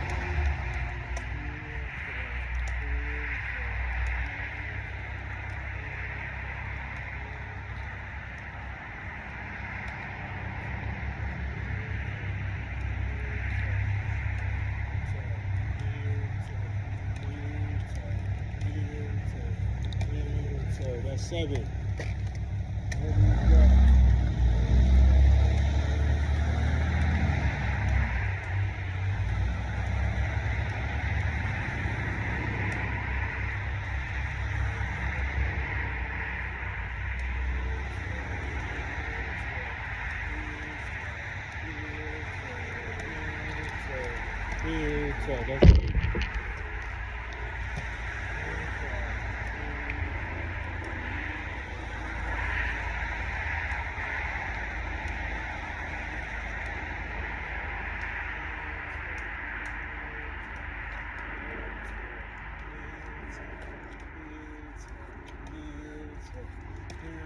That's 9. I'm starting to feel it in my knee. It's like a pinching sensation. And I know it's probably because of the boots. But it's really heavy. Alright, let's get this last set in.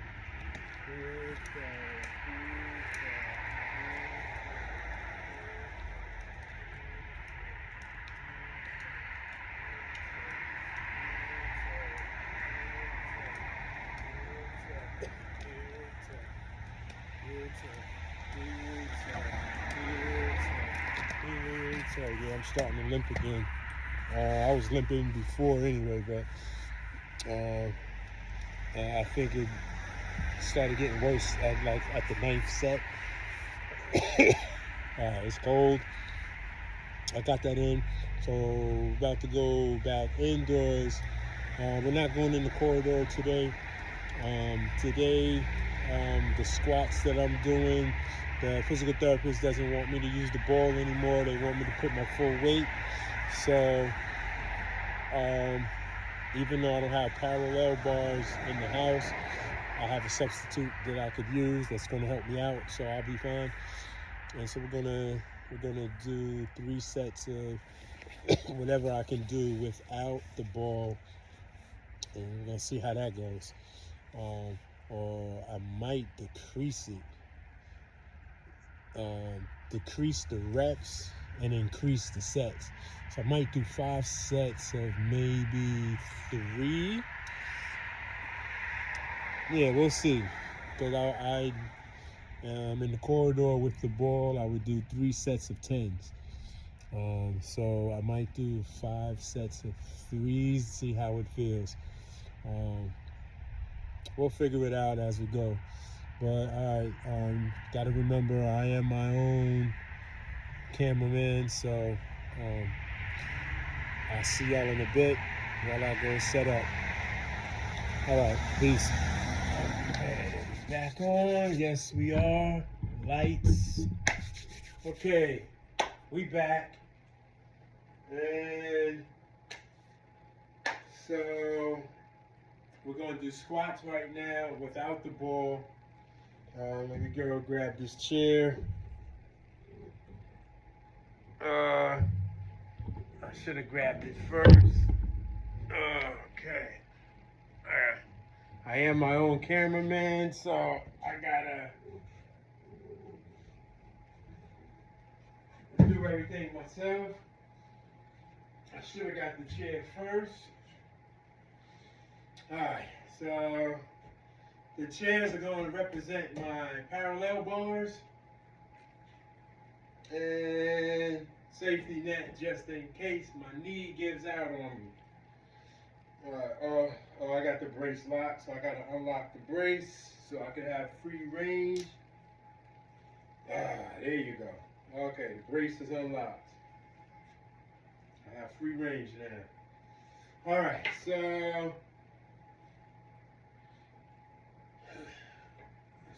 yeah, that should be. If I fall, I just need, yeah, I'll be fine. They're stable.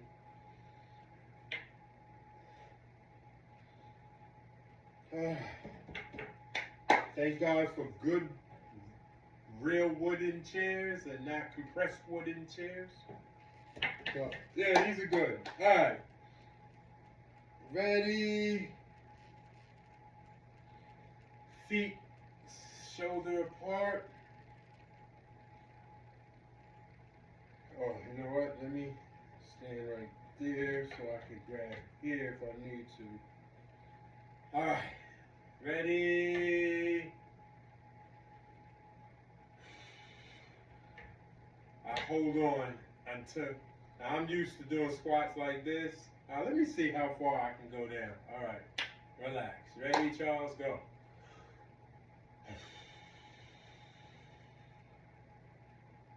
Oh.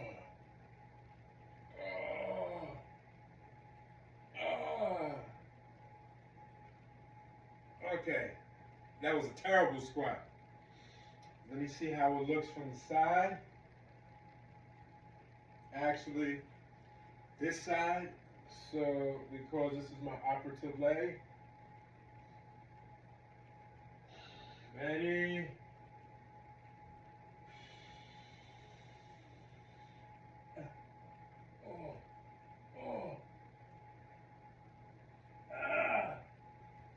Okay, I don't know how that looked. That's 2.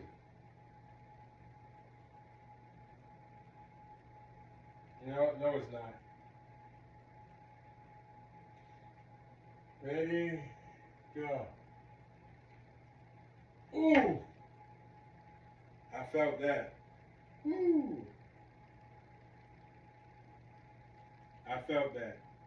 Alright, so I'm not going to hold my hands above my head. I felt the whole weight. That was a sharp pain that got like to a 7. But nothing, like I didn't tear anything, nothing. I just felt the, like, hey, what you doing? So I will hold on. Not yet. Alright, ready, go. And use my elbows. See, I got my elbows on the chair as the parallel bar. And now I can go down. And I'm bending my knee. Oh, okay. I can bend my knee. Right there. Okay, that feels good. And come up. That's 1. Ready? Let's see if I could do that sideways so you could see if I could hold on to here. Let me see if I could do that. Ready? Go. Oh, no, I can't because I need to rest my elbows. Alright, so I feel that pain again. That time I only let it get to about a 5. I just felt it. So I have to do it this way so that I can rest my elbows here, and that will take off. I'll be allowed to take off some of the weight off of my knee. Alright, so alright. Ready, go.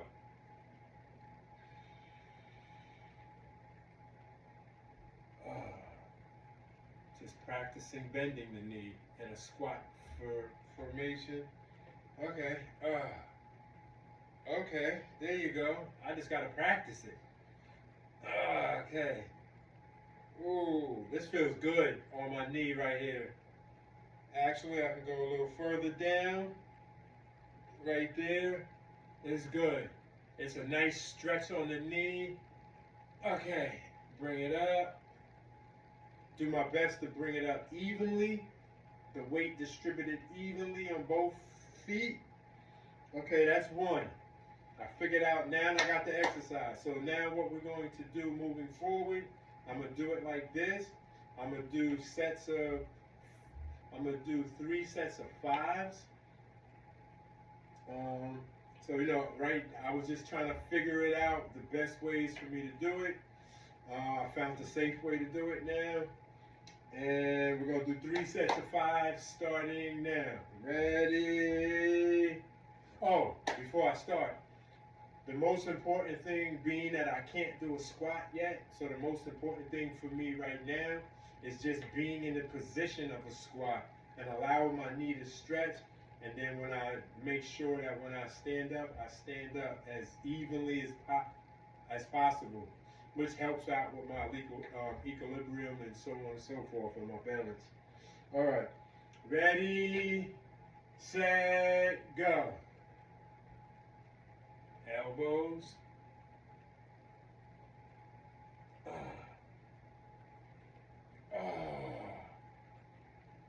1001, 1002, 1003, 1004, 1005. Stand up. That's 1. Ready, go. Ooh. 1001, 1002, 1003, 1004, 1005. Stand up. That's 2. Go.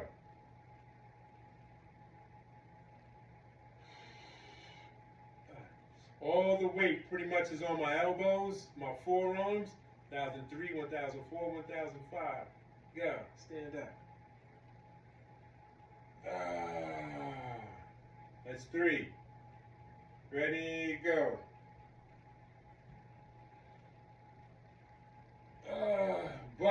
same time, my knee is trying to understand the form, and at some point it will get easier where I won't need assistance to do it. But I just want the knee to recognize the angle that my body is warped into. And each time that I go down, I take a little pressure off of my forearms and elbows just so that I can feel it. But when I'm lifting up, I lift up to a certain point. I lift up with my elbows and forearms. And hold on, let me get this last one in. That was 4. And so that the body, so that the knee understands that that's the movement that it's supposed to be doing at some point on its own. Okay, 1002, 1003, 1004, 1005. I get to about this point, then I could lift up on my own with both legs. Okay, that's 5. That's 1 set.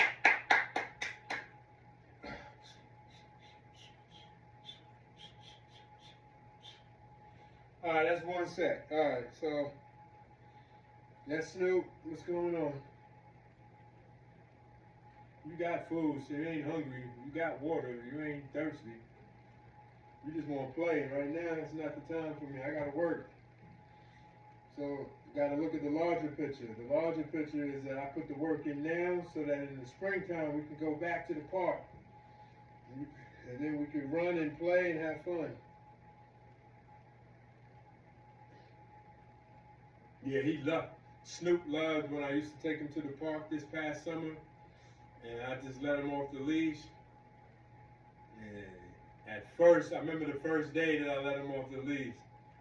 You know, he didn't want to listen at first because he was still in training, and he went, and we was at the baseball field, and he just went, and then in the outfield of the baseball field, there's woods, right? It's a wooded area. He didn't go into the wooded area, but I wasn't sure. He went to the borderline of it, and I was a little shook. I was like, snow.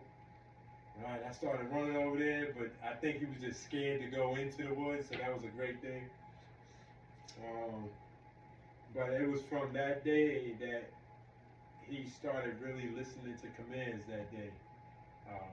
I ran him for about half an hour, and he was enjoying it. So we're like 3 days a week, we was just all summer long and fall running. Oh, I like that.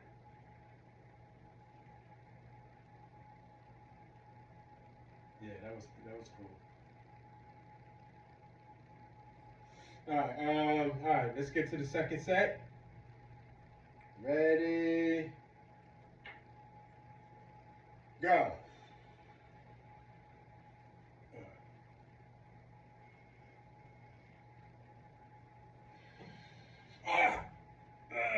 Slipped. Thank God for a balancing beam.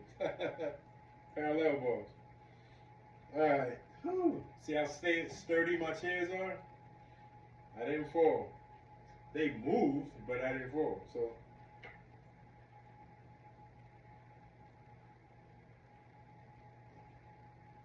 All right, ready? Go. Oh, the reason that happened was because my elbow didn't go in there, it slipped. So instead of latching like this, I went down. That's what happened. All right, ready, go. Had nothing to do with my knee.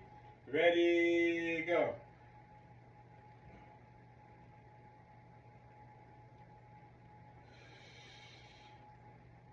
Oh, okay. 1001, 1002, 1003, 1004, 1005. That's 1. Ready, go.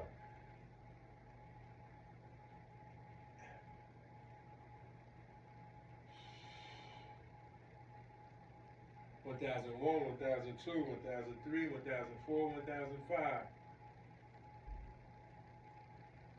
That's 2. While I'll show you. I'd rather show you while I'm in the motion. Go.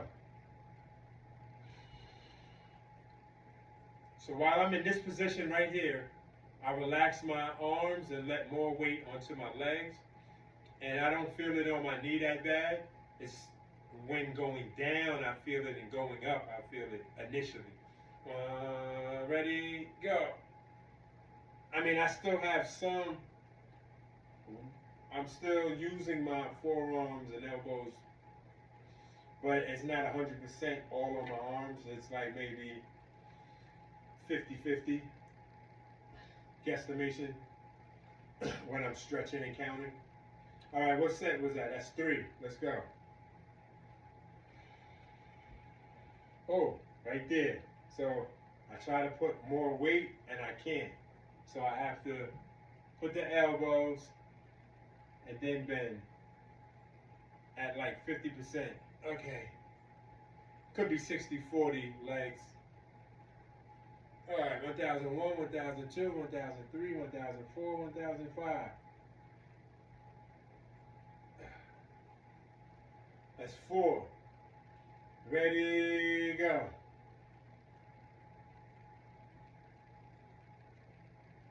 Ah. 1001, 1002, 1003, 1004, 1005. Ah, that's 5. One more set to go. One more set to go.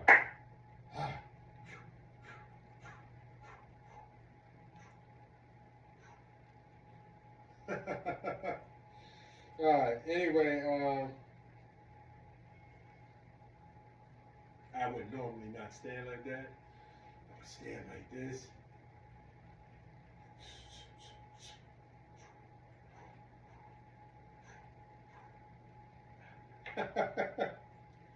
I ain't trying to do it. That's too much twisting and turning.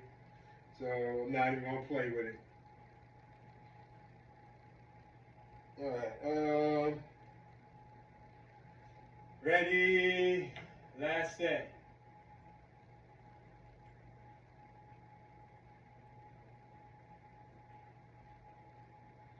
Go.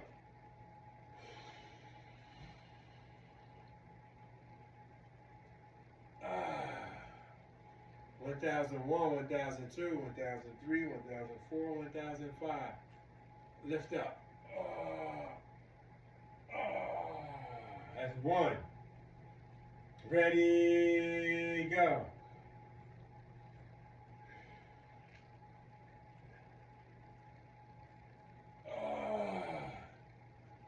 1001, 1002, 1003, 1004, 1005. That's 2. Ready, go.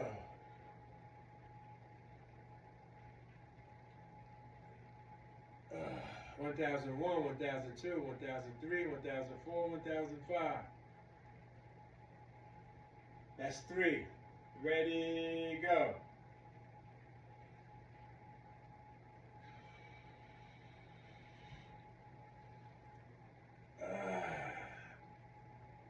1001, 1002, 1003, 1004, 1005.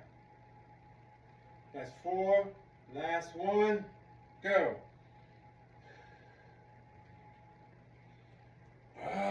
1001, 1002, 1003, 1004, 1005. So that's 15 squats I just did. Alright, next thing is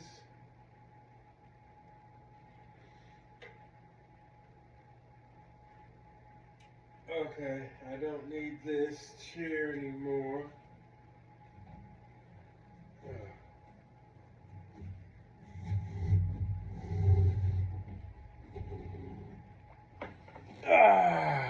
Okay.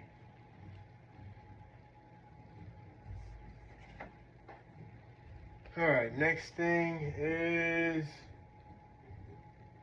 step.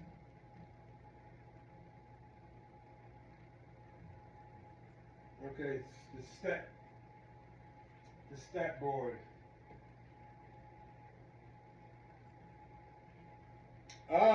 Actually, I need that chair back just in case. I just thought about it. When I do the step stuff, I do it at the parallel bar. And when I did it yesterday in the corridor, I used the wall. So yeah, I'm going to need this for safety precautions. Oh.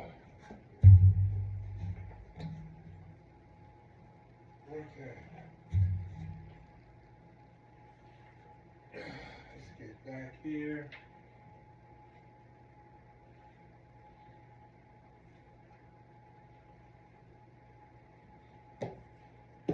All right.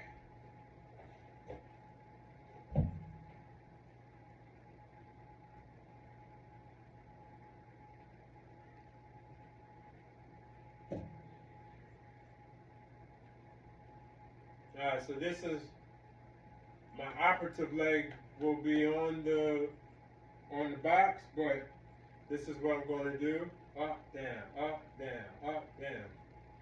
That's what I'm going to do without touching the floor.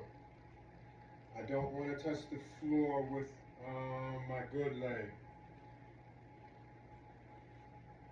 All right, being that I did those squats, and those squats I felt, I don't know if I'll be, this one might be a little difficult. We're going to see. Ready, go. 1,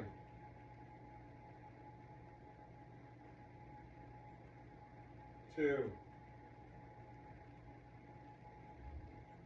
3, 4, 5,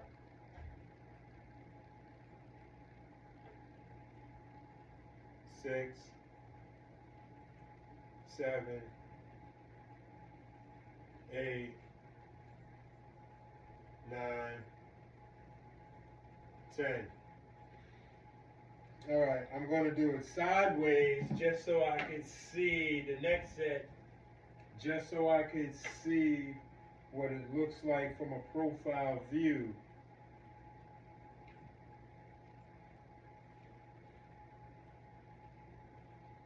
Give myself a little minute. Okay. What you doing out there? What you looking at, being nosy? Snoop. All right, ready?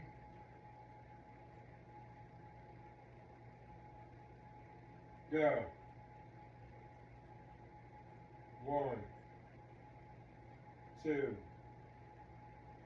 3, 4, 5, 6, 7, 8, 9, 10. Okay. I don't know which view looks better. We'll do one more at the side view, I guess. At least at the side view, I get to see my knee bending a little bit. When I look back at the footage, I'll see which view looks more better for my viewers. I believe it's going to be the profile, but I'm unsure at this moment. So, and I can't see myself because of the light on the stand. All right, so that's a good enough rest. Last set.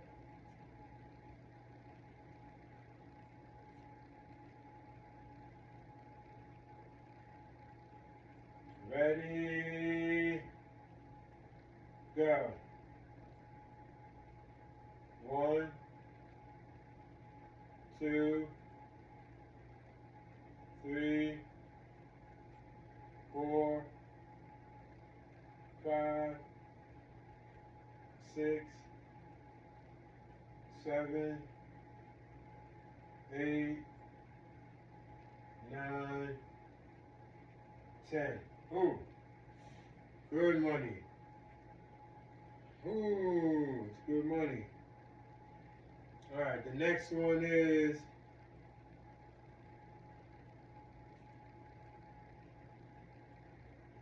I'm gonna do this 3 different ways. Actually, I'm gonna do 4 sets, I think.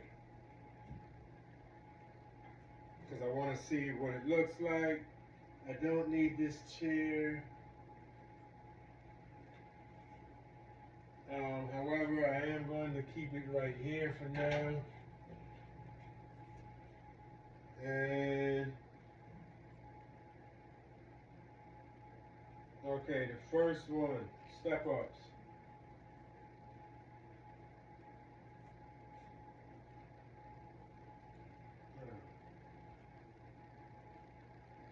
One.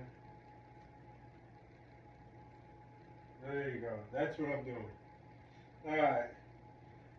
Ready? Oh, you know what? Let me move this chair so I can be centered. I want to be centered in the camera. Let me see. Alright. Let me put you there. Put you here. Alright, I think that's good.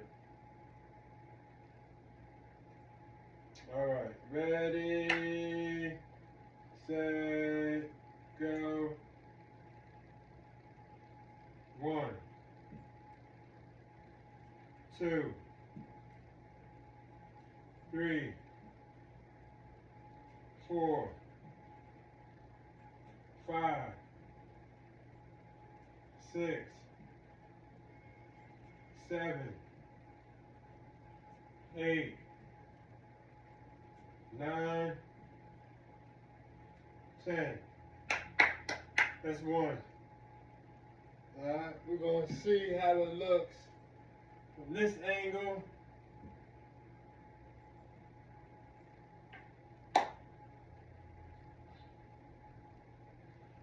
Alright, ready, set, go.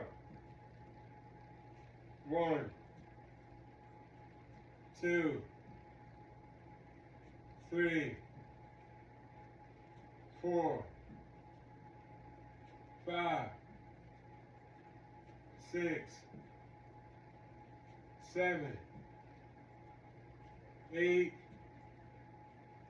9, 10.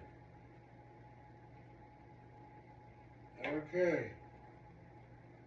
We'll do one more. Oh, we're going to do 2 more sets.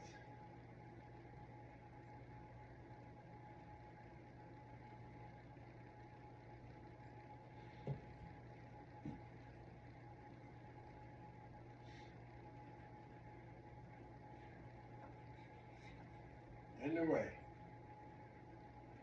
No, yeah, you're in the way. I don't need this right now. Okay. Okay. Ready? Set. Go. 1, 2, 3, 4, 5, 6, 7, 8, 9, 10. Okay, one more set.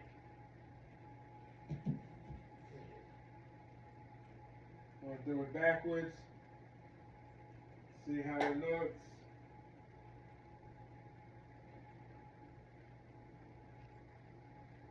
Ready, set, go. 1, 2, 3, 4, 5, 6, 7, 8, 9, 10. All right, the next one is That was good money right there. All right, the next one is the one-legged balance.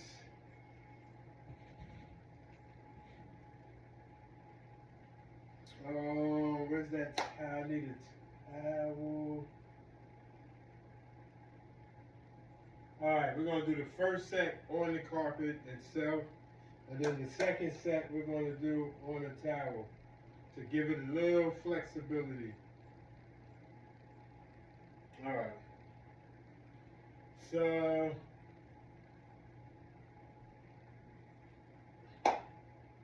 the object is not for me to bend my knee and to hurt myself. Actually, let me put these chairs back just in case, because with this one, when I did it, I felt it a little bit on my knee yesterday and the day before.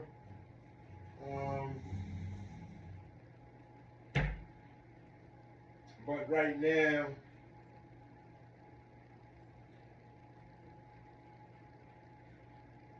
alright,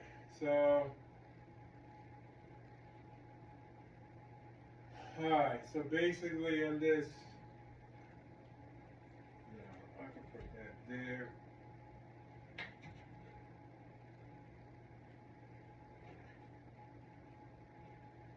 Yeah, there you go. That's probably good. Just in case, rather be safe than sorry. Alright, I don't think I'm gonna need it, but alright, so using my good leg, I'm not gonna bend all the way down here. I'll show you from this angle. I'm not going to bend all the way down like this. I'm just going to bend about maybe there. That's it. And if I could get a little lower, I will. But that's at some point. I plan on doing that, but not yet. All right, so ready, go. 1001, 1002, 1003, 1004, 1005, 1006, 1007, 1008, 1009, 1010. All right. Let me see how that looked from this view. Ready, go. 1001, 1002, 1003, 1004, 1005, 1006, 1007, 1008, 1009, 1010. Okay, let's do it from this view. Ready,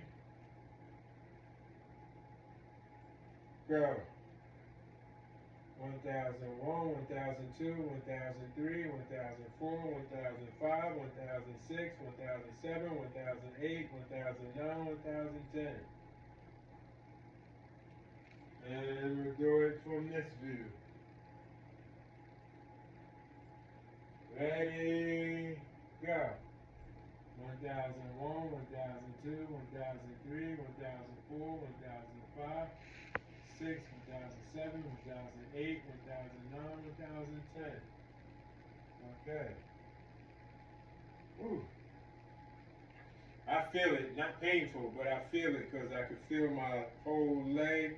I don't know if you can see it, but my ankle is shaking, balancing myself, but that's all good. That's all going to work the whole leg. At some point, you see, I can stand on here effortlessly.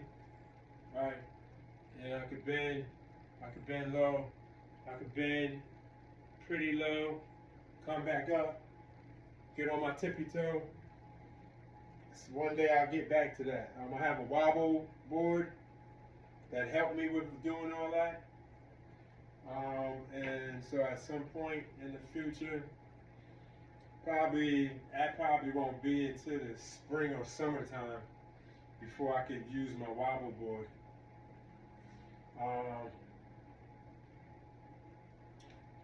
But I have pretty overall good ankles.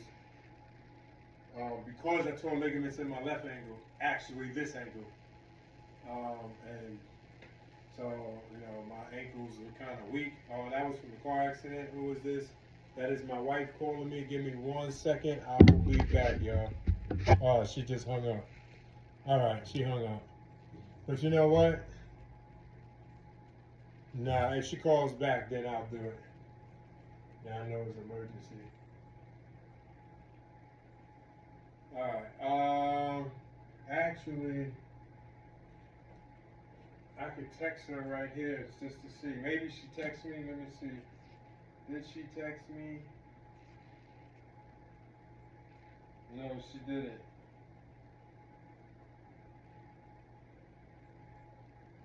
I'm filming.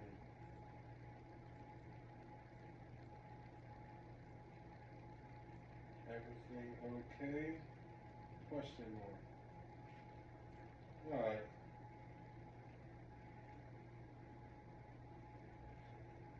Alright, so if she texts me back, I'll get it. I'll leave my tablet right here on this chair. Then I'll get a response. Alright, no, probably was nothing. Could have been a butt dial, because she would have responded. Alright, so where was we? That was one set, now we're doing another set. Alright, ready,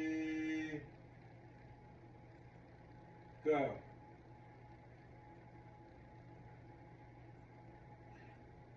Go. 1001, 1002, 1003, 1004, 1005, 1006, 1007, 1008, 1009, 1010. That's one. Ready, go. 1001, 1002, 1003, 1004, 1005, 1006, 1007, 1008, 1009, 1010. Let's go. Ready, go. 1001, 1002, 1003, 1004, 1005, 1006, 1007, 1008, 1009, 1010. Ready, go. 1001, 1002, 1003, 1004, 1005, 1006, 1007, 1008, 1009, 1010. Hey, oh, she did text me. Give me a second, see what she said.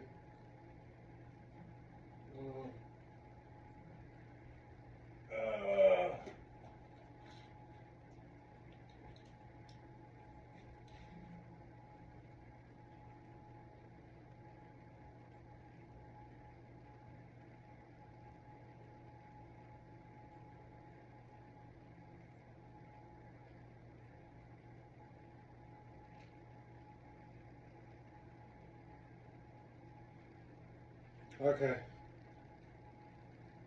Oh, I wonder how many she wants me to put.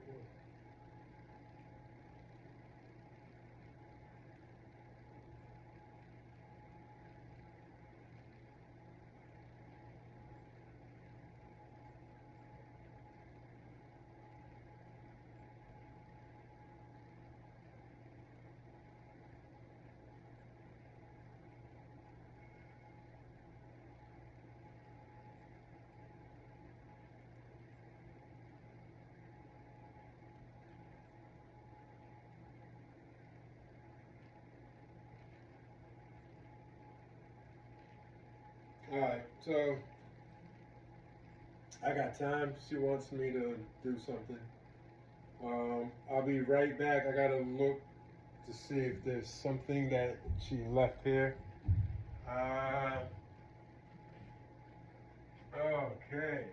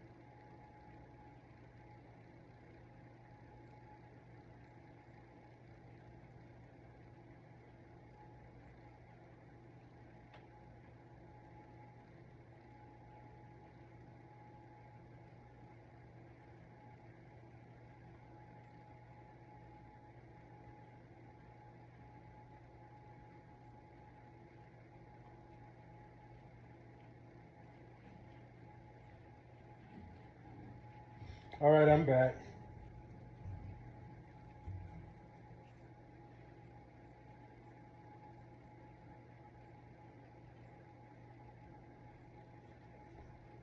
I'll leave that there in case she does respond back. All right, so where was I?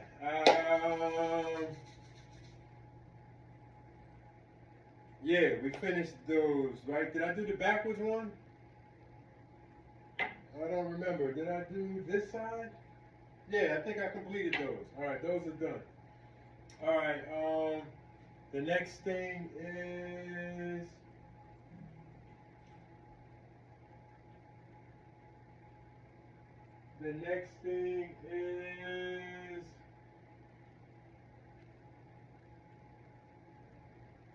ball. We're gonna use the big ball. Yeah, we're gonna use the big ball, and then we are going to ice. All right, so let me put this chair back. Actually, I could do all that later at a later time, because all that moving back and forth is actually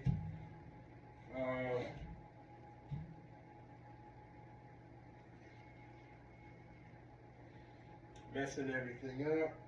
Alright, so we're going to do on the ground first, on the chair. We're going to do the ground first.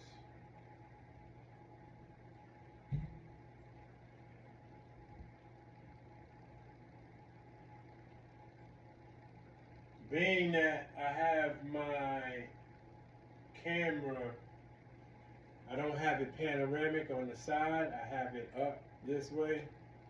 And last time, one time, I tried to go back and forth while I was filming, and it stayed the same. So I had to turn it off, to turn it back on, whatever, to go from portrait to panoramic. So I'm just going to leave it there, so I may not get all of me in. Oh, this one, I could take the brace off.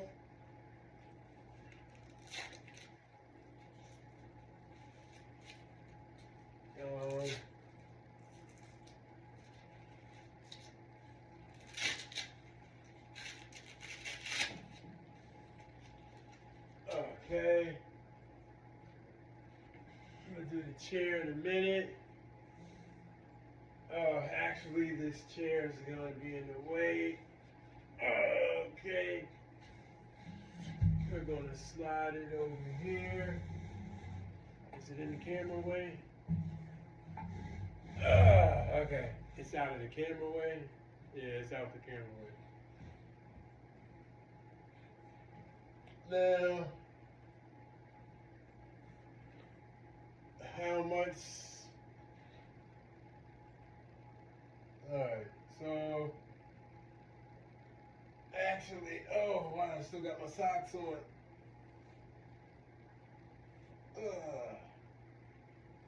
Okay. You over there.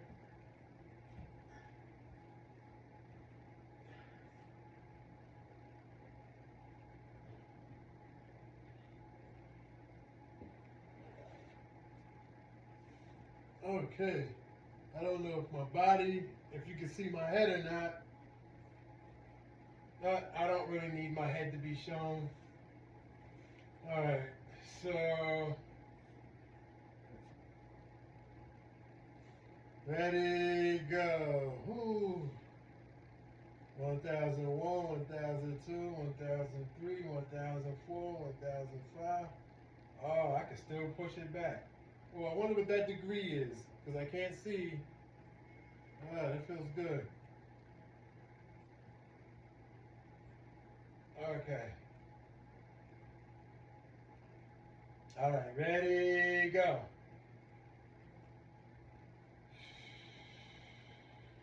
One 1001, 1002, 1003, 1004, 1005. 1, 2, 3, 4, 5. I'm doing a quad flex. That's 1. 1001, 1002, 1003, 1004, 1005. 1, 2, 3, 4, 5. That's 2.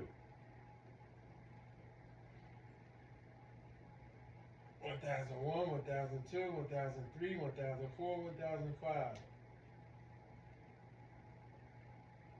1, 2, 3, 4, 5. That's 3.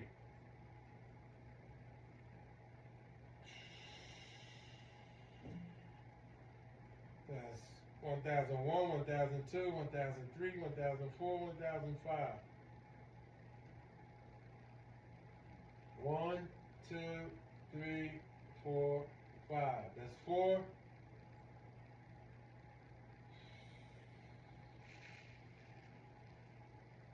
1001, 1002, 1003, 1004, 1005.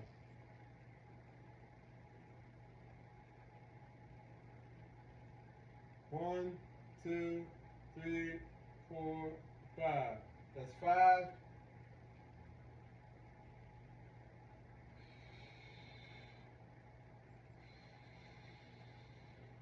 1001, 1002, 1003, 1004, 1005.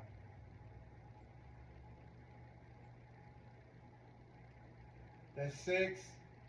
1, 2, 3, 4, 5. That's 6.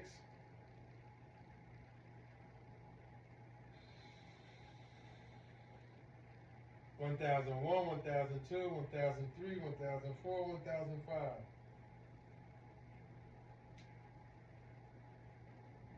1, 2, 3, 4, 5, 6. That's 7.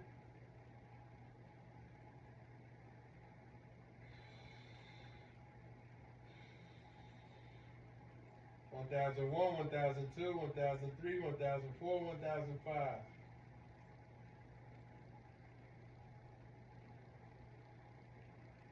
1, 2, 3, 4, 5. That's 8.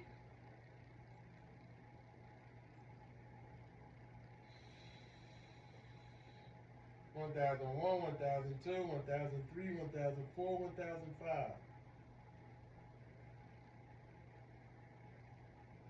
1, 2, 3, 4, 5. That's 9. One more set.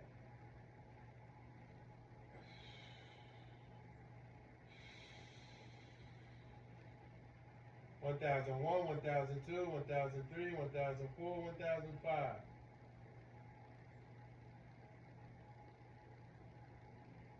1, 2, 3, 4, 5. That is 10.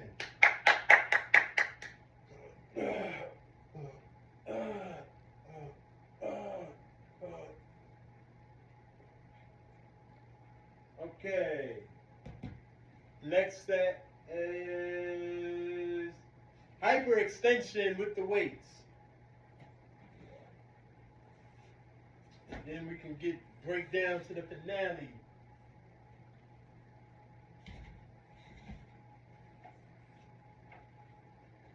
Okay.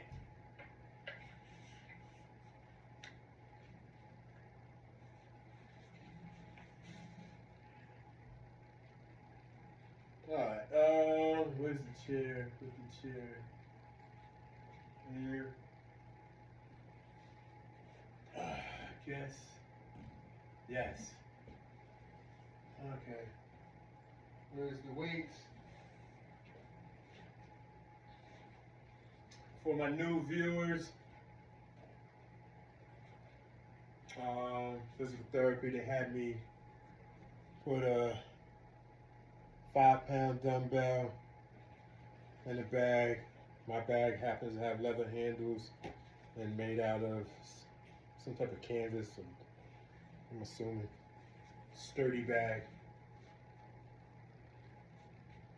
And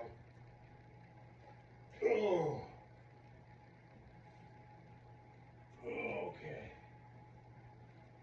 They take it, they put it on.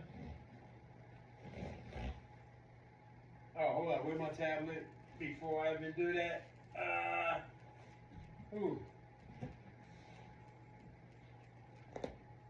Because I know I'm going to kill the 5 minutes.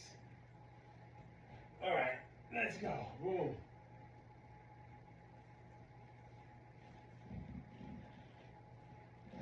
Okay. So, for my new viewers again, I put my heel in the middle of the ball so that there's a lot of pressure on my knee, even without the weight. When you want to take pressure off your knee, even like if you don't have the weight on, you put the ball closer to your knee, you take off pressure from the knee. So it's important that I put my heel on the ball to give the added pressure that's needed. I put one strap below the knee, one strap above the knee, and I allow gravity and the weight to hyperextend my leg, and I keep my whole leg, really my whole body. I try to just be in a relaxed state and just let gravity do its work. I do this for 5 minutes. Sometimes it lasts 6 or 7 minutes. It is now 3:42, so that means 3:47 that I will be, is the minimum time. All right, so while we're doing that, I'm going to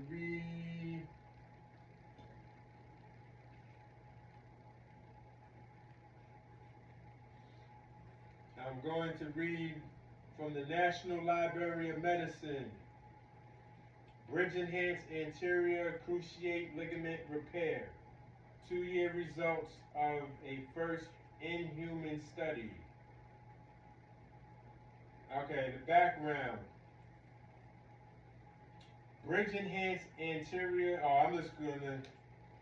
Bridge Enhanced ACL Repair, known as B.E.A.R, combines suture repair of the ACL with a specific extracellular matrix scaffold, the B.E.A.R scaffold, that is placed in the gap between the torn ends of the ACL to facilitate ligament healing.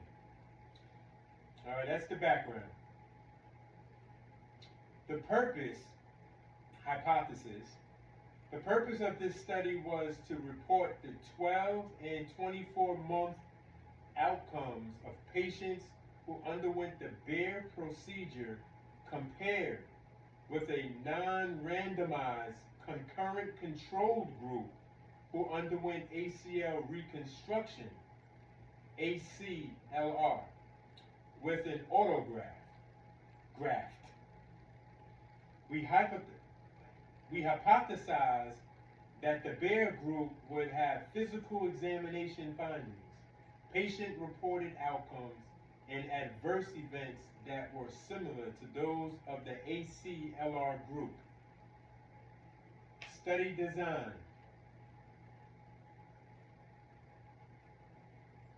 Cohort study, level of evidence 2. Methods. 10 patients underwent B.E.A.R and 10 underwent ACLR with a 4-stranded hamstring autograft. At 24 months, 9 of the 10 B.E.A.R patients and 7 of the 10 ACLR patients completed a study visit. Outcomes reported included International Knee Documentation Committee, subjective and objective results, knee anterior-posterior, I don't know how to pronounce that word, knee anterior,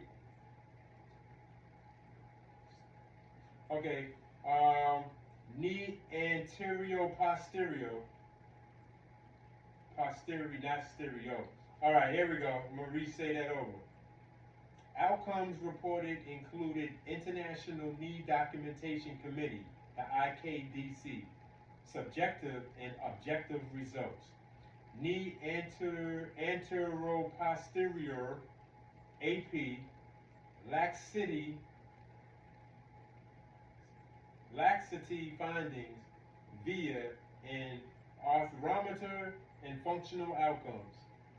The majority of that I really don't know, but in layman's term, how I understand it, they're just comparing nine. They're comparing nine B.E.A.R patients to 7 ACLR patients, and the results. There were no grafts or repair failures in the first 24 months after surgery. The IKDC subjective scores in both groups improved significantly from baseline, which was 0.0001, at 12 months and 24 months to 84.6 plus 17.2 in the ACLR group, and to 91.7 plus 11.7 in the B.E.A.R group.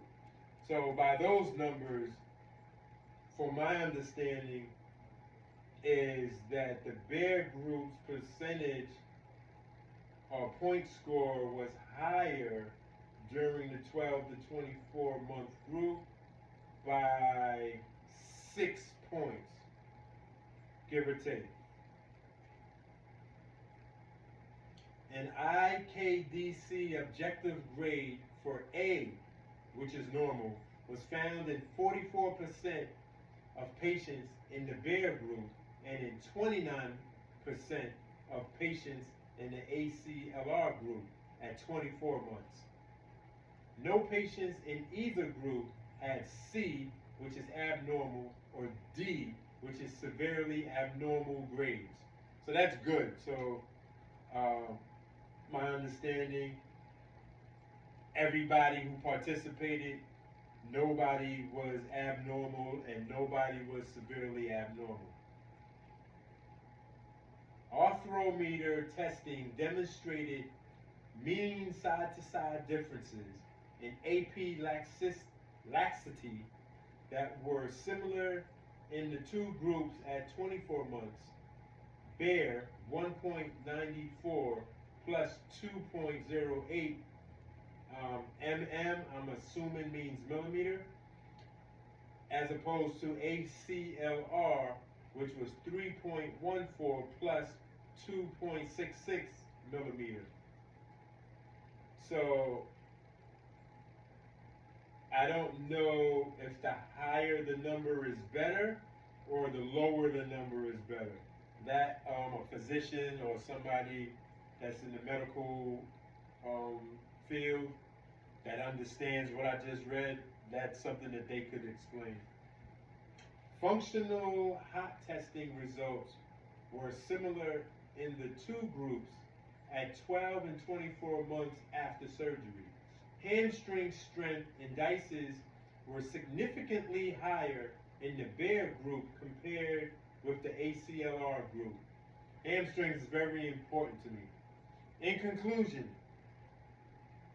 I'm about to read.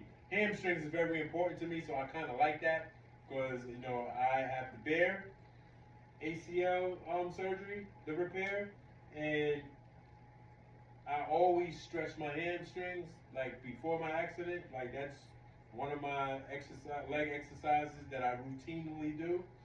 Right, so that's a good thing to know. In conclusion, in this small first in-human study, B.E.A.R produced similar outcomes to ACLR with a hamstring autograft. B.E.A.R may result in knee stability in patients' reported outcomes at 2 years sufficient to warrant longer-term studies of efficacy in larger groups of patients.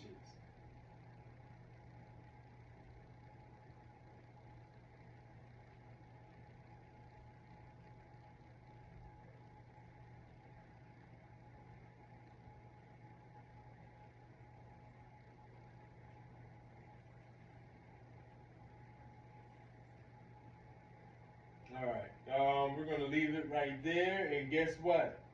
5 minutes is up. I'm going to save this, and I'll get back to this at a later date. I did a lot of reading this episode.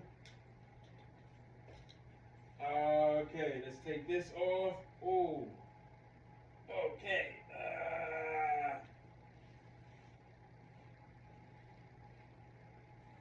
There you go. Woo, that feels good. Okay. So this can go over there. You can go over there.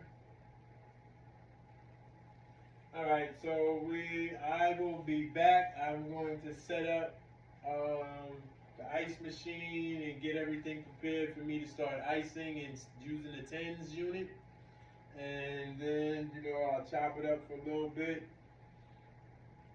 and call it a day.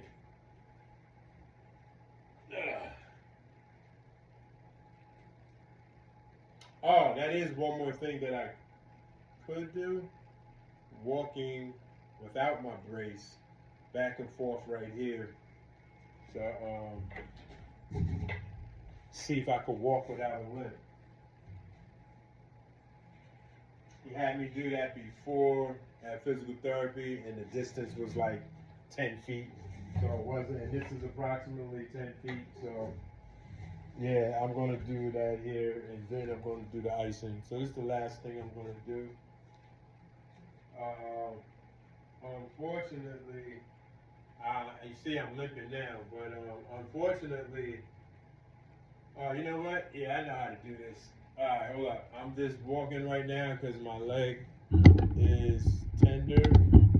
Put a lot of work in. Just bring the camera down so I can get more footage. Okay, that should be good. Alright. Ready? Walk without limping, or try to.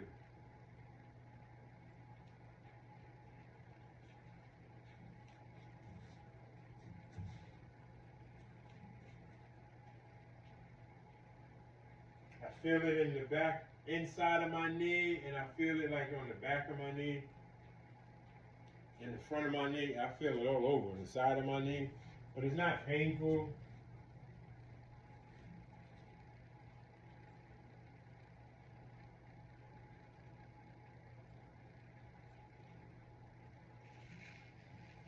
I still have a little limp, can't help it. I'm doing my best not to, but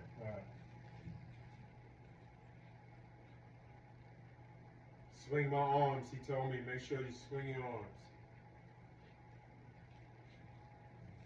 Still got a little limp there. Swing my arms.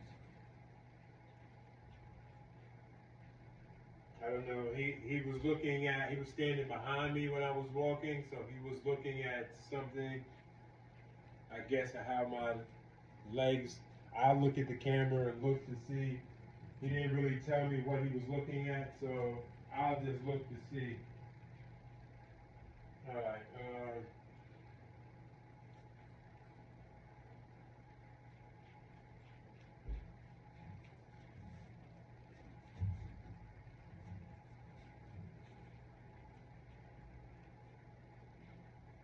Alright, that's it. I'm about to wrap this up. I will be back to do the icing and see y'all in a bit. Okay, we're on. Yep, we're on. Lights on.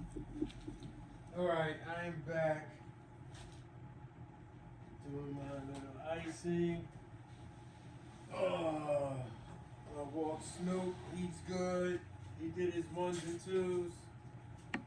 Now I can relax, do this icing, get it over with. Whew. I can't wait for tonight. See what games are playing. Alright, what am I doing first? First things first. I need to take these socks off. Move, Snoop. There you go. Alright, there you go. Alright, first things first, man. You effing with the worst. Alright. Yes, Snoop, what's up? can't do that now. You can say something to the camera. You don't want to say nothing to the camera? To the people out there who are interested in my ACL injury? Or maybe not the injury, but my comeback. Alright. So, I would like to say that I had a eventful day. I got a lot in. To be up in the house all alone. I got a lot in, was able to have a productive day.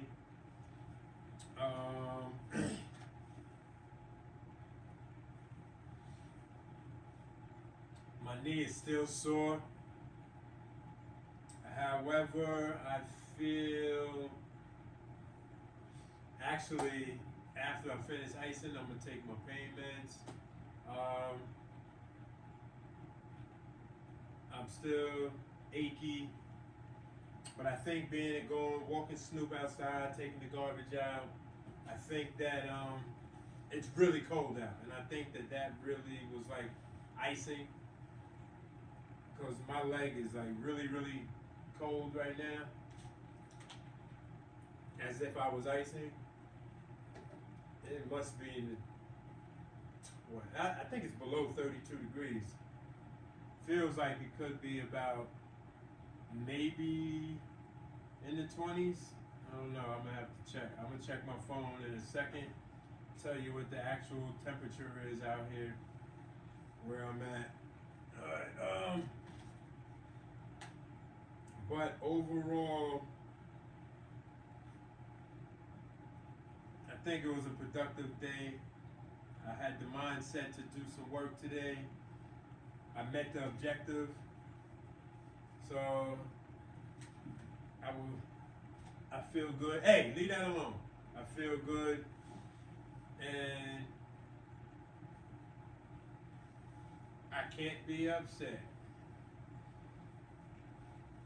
I didn't half step.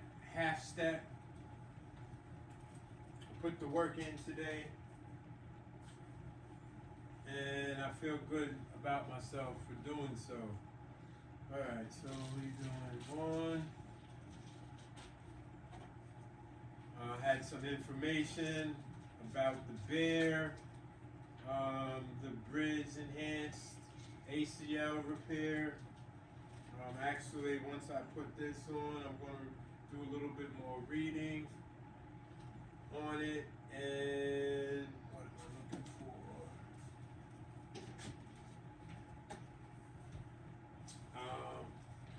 Outside of that,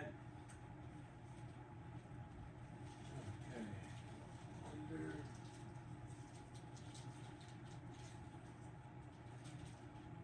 There you go. Nice and tight. This one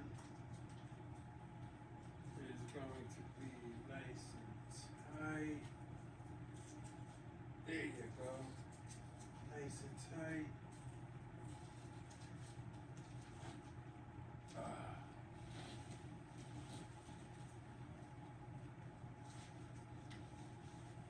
And final to secure it.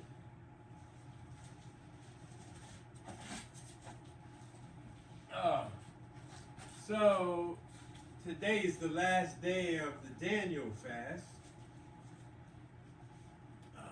So actually it's almost 6 o'clock in the evening now. It's like 3 minutes to 6, something like that. So I could eat, but I'm gonna wait till my wife comes home. She'll be home around 7:30, and then we'll eat together. We've always, during the past 3 weeks, broke bread together. So we'll continue that on the last day.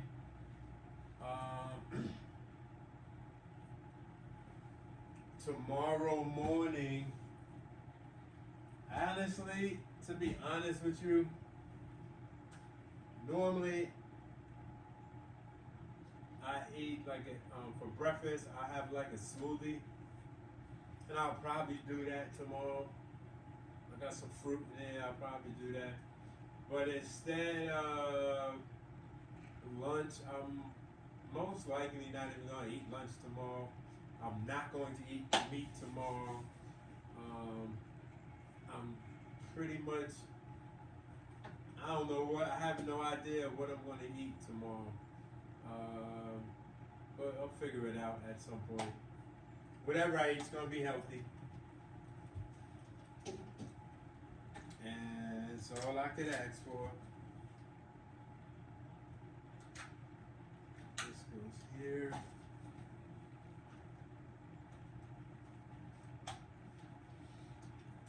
Okay, let's wrap this up. Put you there. Put you on the side. Let's turn up. Let's get comfortable. There you go. Nice and comfortable. All right, let's turn the electricity on.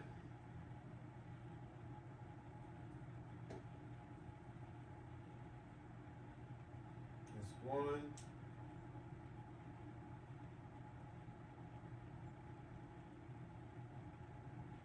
That's two.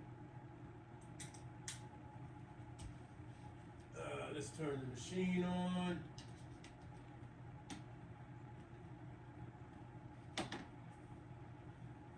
And let's wait for my favorite part.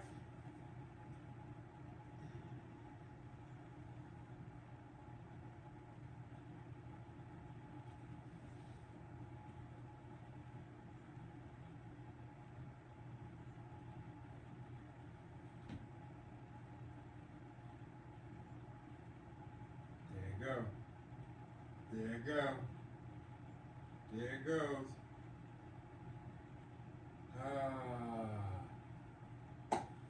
Wonderful. Okay. Put my glasses on. All right, so we're going to continue where I left off earlier today.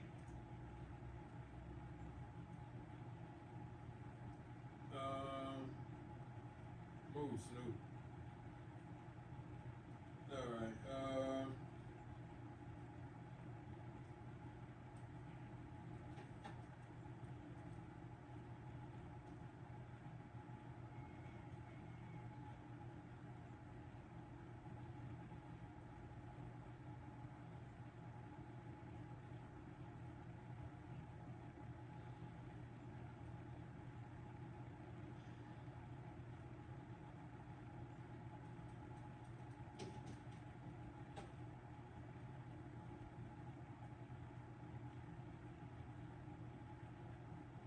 All right, so I'm going to read this part. The International Knee Documentation Committee, IKDC, Subjective Knee Form and the Knee Injury and Osteoarthritis Outcome Score, the KOOS, K-O-O-S, are patient-reported outcome instruments designed for use in the athletic population. So I'm assuming that's considered evidence-based.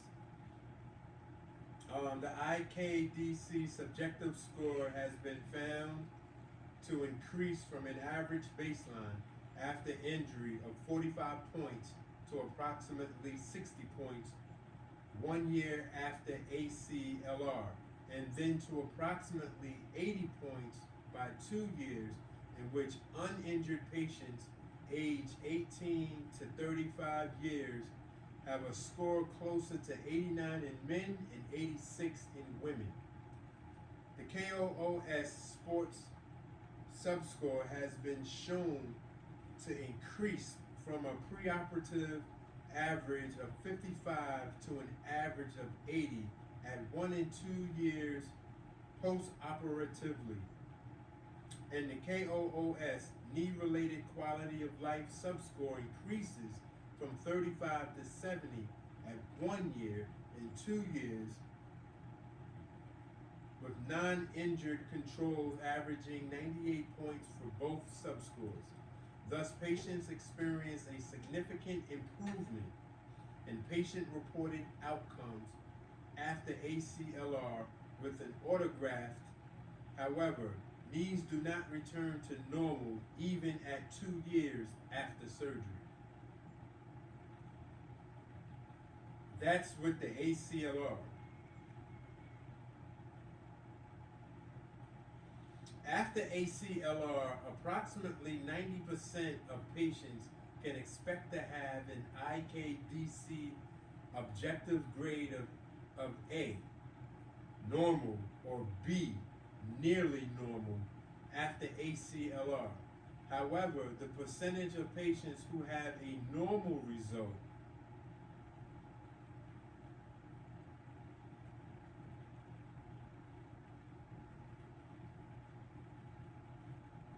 I get it. However, the percentage of patients who have a normal result, IKDC grade A, loss of extension, minus 3 degrees loss of extension, minus 5 degrees loss of flexion, minus 2 millimeters side-to-side difference in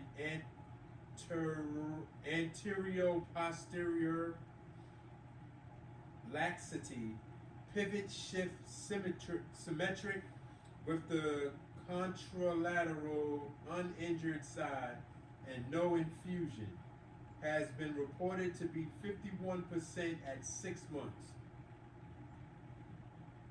43 to 70% at 2 to 3 years, and 20% at 5 years after ACLR.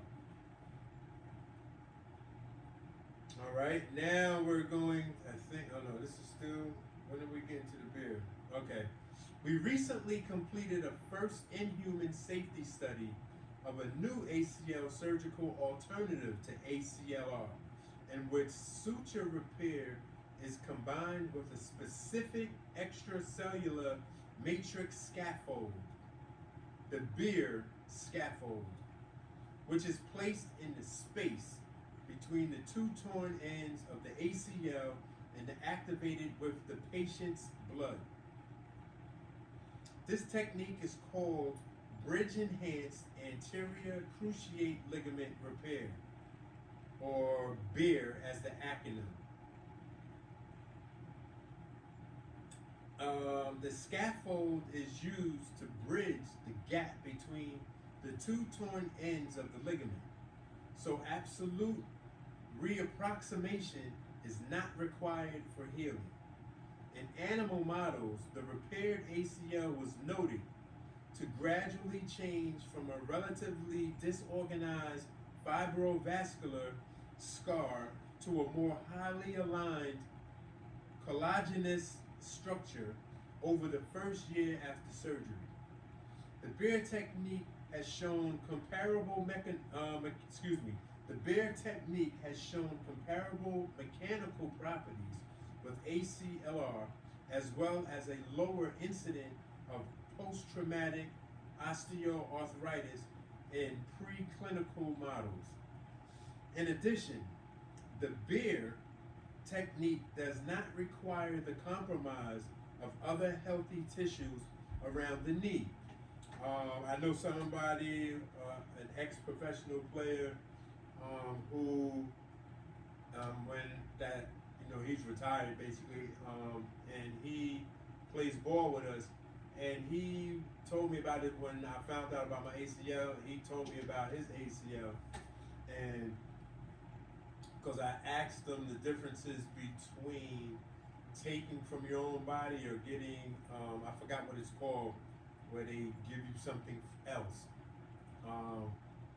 And so I was told by my orthopedic surgeon that I had the choice to pick between taking from another part of my body to do it, but he said that because I asked would this be an overcompensation, like by taking away from one part of my body, would that affect me later on? He said it could or it could be an overcompensation, but not nothing major because professional athletes do that.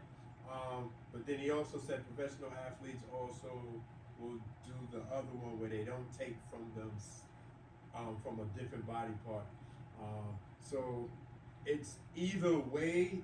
He was saying it is would be will be effective either and be effective. That the most important thing is about the work that I would put in. So when I asked my boy, he was like, he decided to take the chance to take from himself. Where was I? In addition, okay, I'm just gonna read that sentence over. In addition, the B.E.A.R technique does not require the compromise of other healthy tissues around the knee, as is required with ACLR with an autograft. Prior studies to ACLR performed with a hamstring autograft, that means taking a piece of the hamstring, autograft, have demonstrated hamstring strength loss of 10% to 50% at time points between 1 and 3 years after surgery. Thus, one possible benefit of the B.E.A.R technique may be less loss of hamstring strength when compared with ACLR with a hamstring autograft. We previously reported the initial 3-month safety outcomes of this procedure. The current study assesses the same patients, 10 who underwent B.E.A.R and 10 who underwent ACLR, at the 12 and 24-month post-operative time points. The objective of this report were to present the patient-reported outcomes, physical examination findings, and functional outcomes for these two groups of patients. We hypothesized that the outcome would be similar between the groups. I'm going to give you the methods, but before I do that, the only thing that I would question, not debate, because of course I don't know, but I would question and ask for information. I know we got 20 different people that did the study, 10 for the B.E.A.R and 10 for the ACLR. But each individual is just what they are, individuals. Everybody's healing process is going to be different. Everybody's threshold for pain is going to be different. So I wonder how I would question to ask how they do these studies, like what, there has to be some type of formula. Of course I don't know how they gauge that, because one, like for me, yesterday's pain, for somebody, when I was in pain yesterday, somebody else, they may not have been in pain, or somebody else might have been in way more excruciating pain. It might have had tears coming out their eyes, might have been calling emergency room or whatever the case is. So I wonder how they assess that. That's a good question, I think.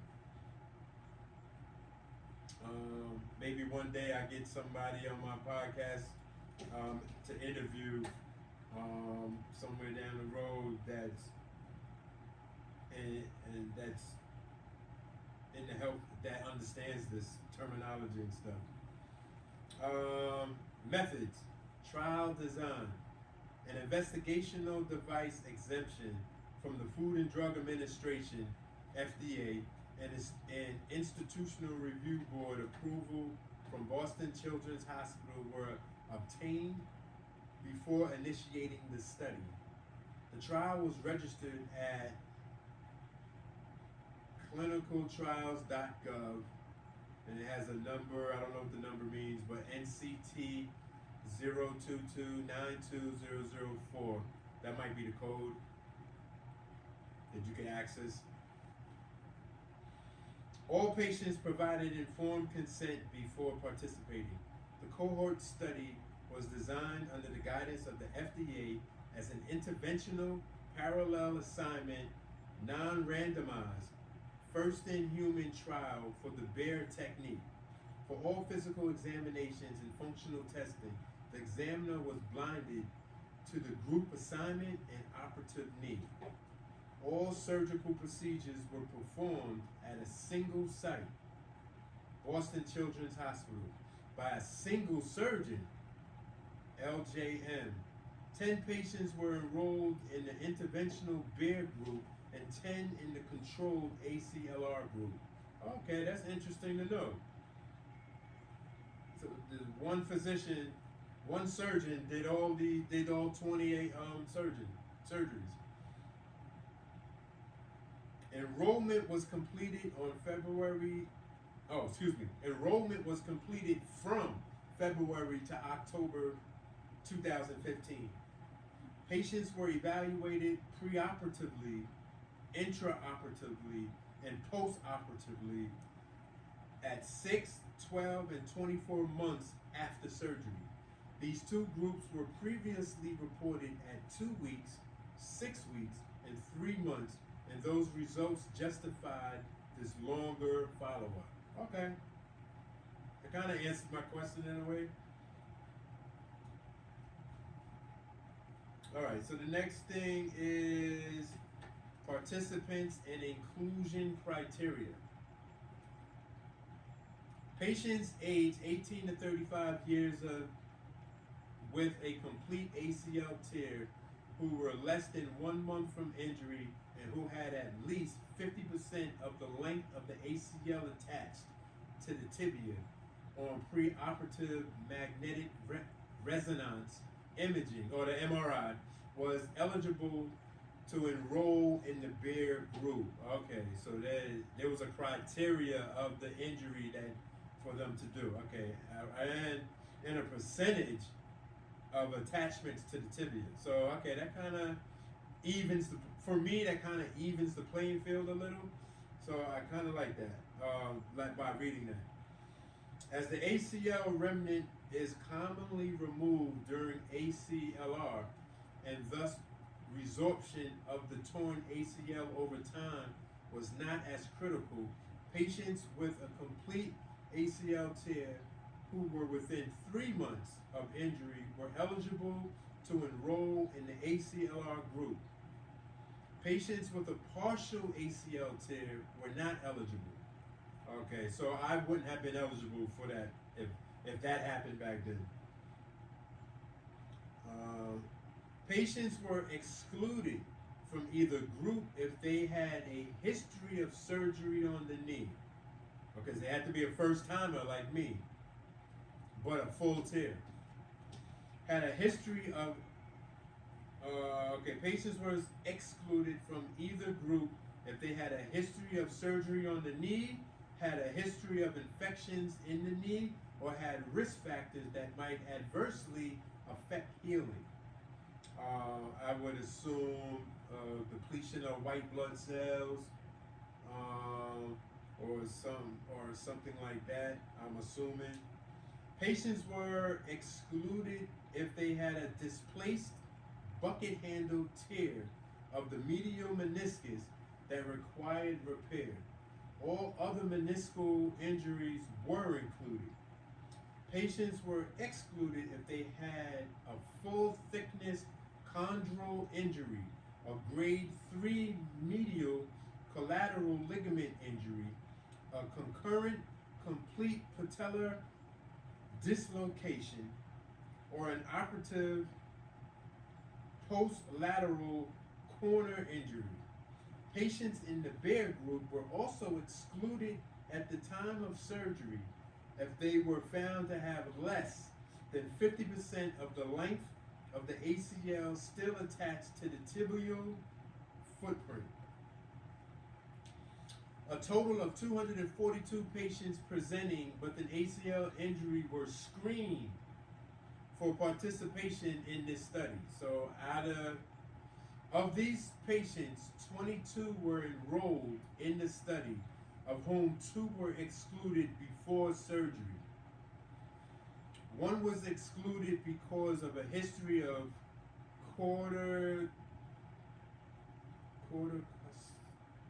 Corticosteroid. One was excluded because of a history of corticosteroid. I know I'm saying it wrong. Corticosteroid. Corticosteroid. Corticosteroid. Use not discovered in, let me say it again. One was excluded because of a history of corticosteroid use not discovered in the initial enrollment meeting. Okay, and the second patient elected to move out of the region for school. Okay. The primary reason for exclusion before enrollment was age. 181 patients, 174 patients were younger than 18 years, and 7 patients were older than 35 years of age at the time of their presentation to the sports medicine clinic at Boston's Children's Hospital. All right. Scaffold. The extracellular matrix scaffold, the B.E.A.R scaffold, Boston's Children's Hospital, passed all biocompatibility and sterility testing. The scaffold was composed of extracellular matrix proteins, including collagen, that were obtained from bovine tissues. The DNA content of the scaffold was less than 50 ng per milligram of scaffold, and the scaffolds were not cross-linked. I don't know what that meant. The scaffold measured 22 millimeters in diameter, but 45 millimeters in length, and was hydrophilic.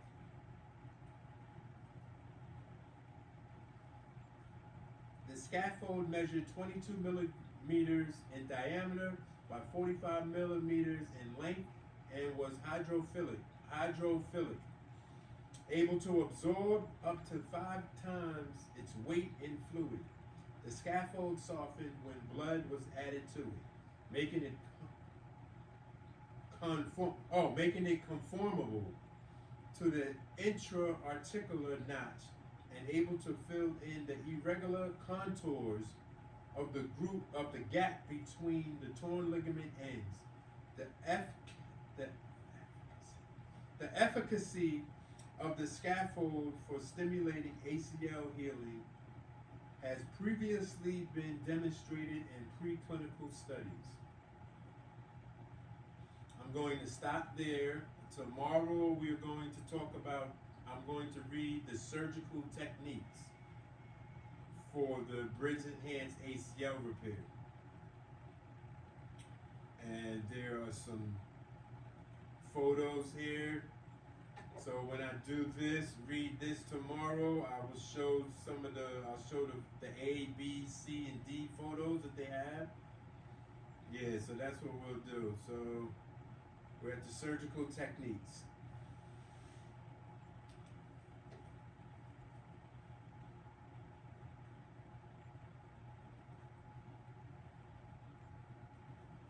Okay.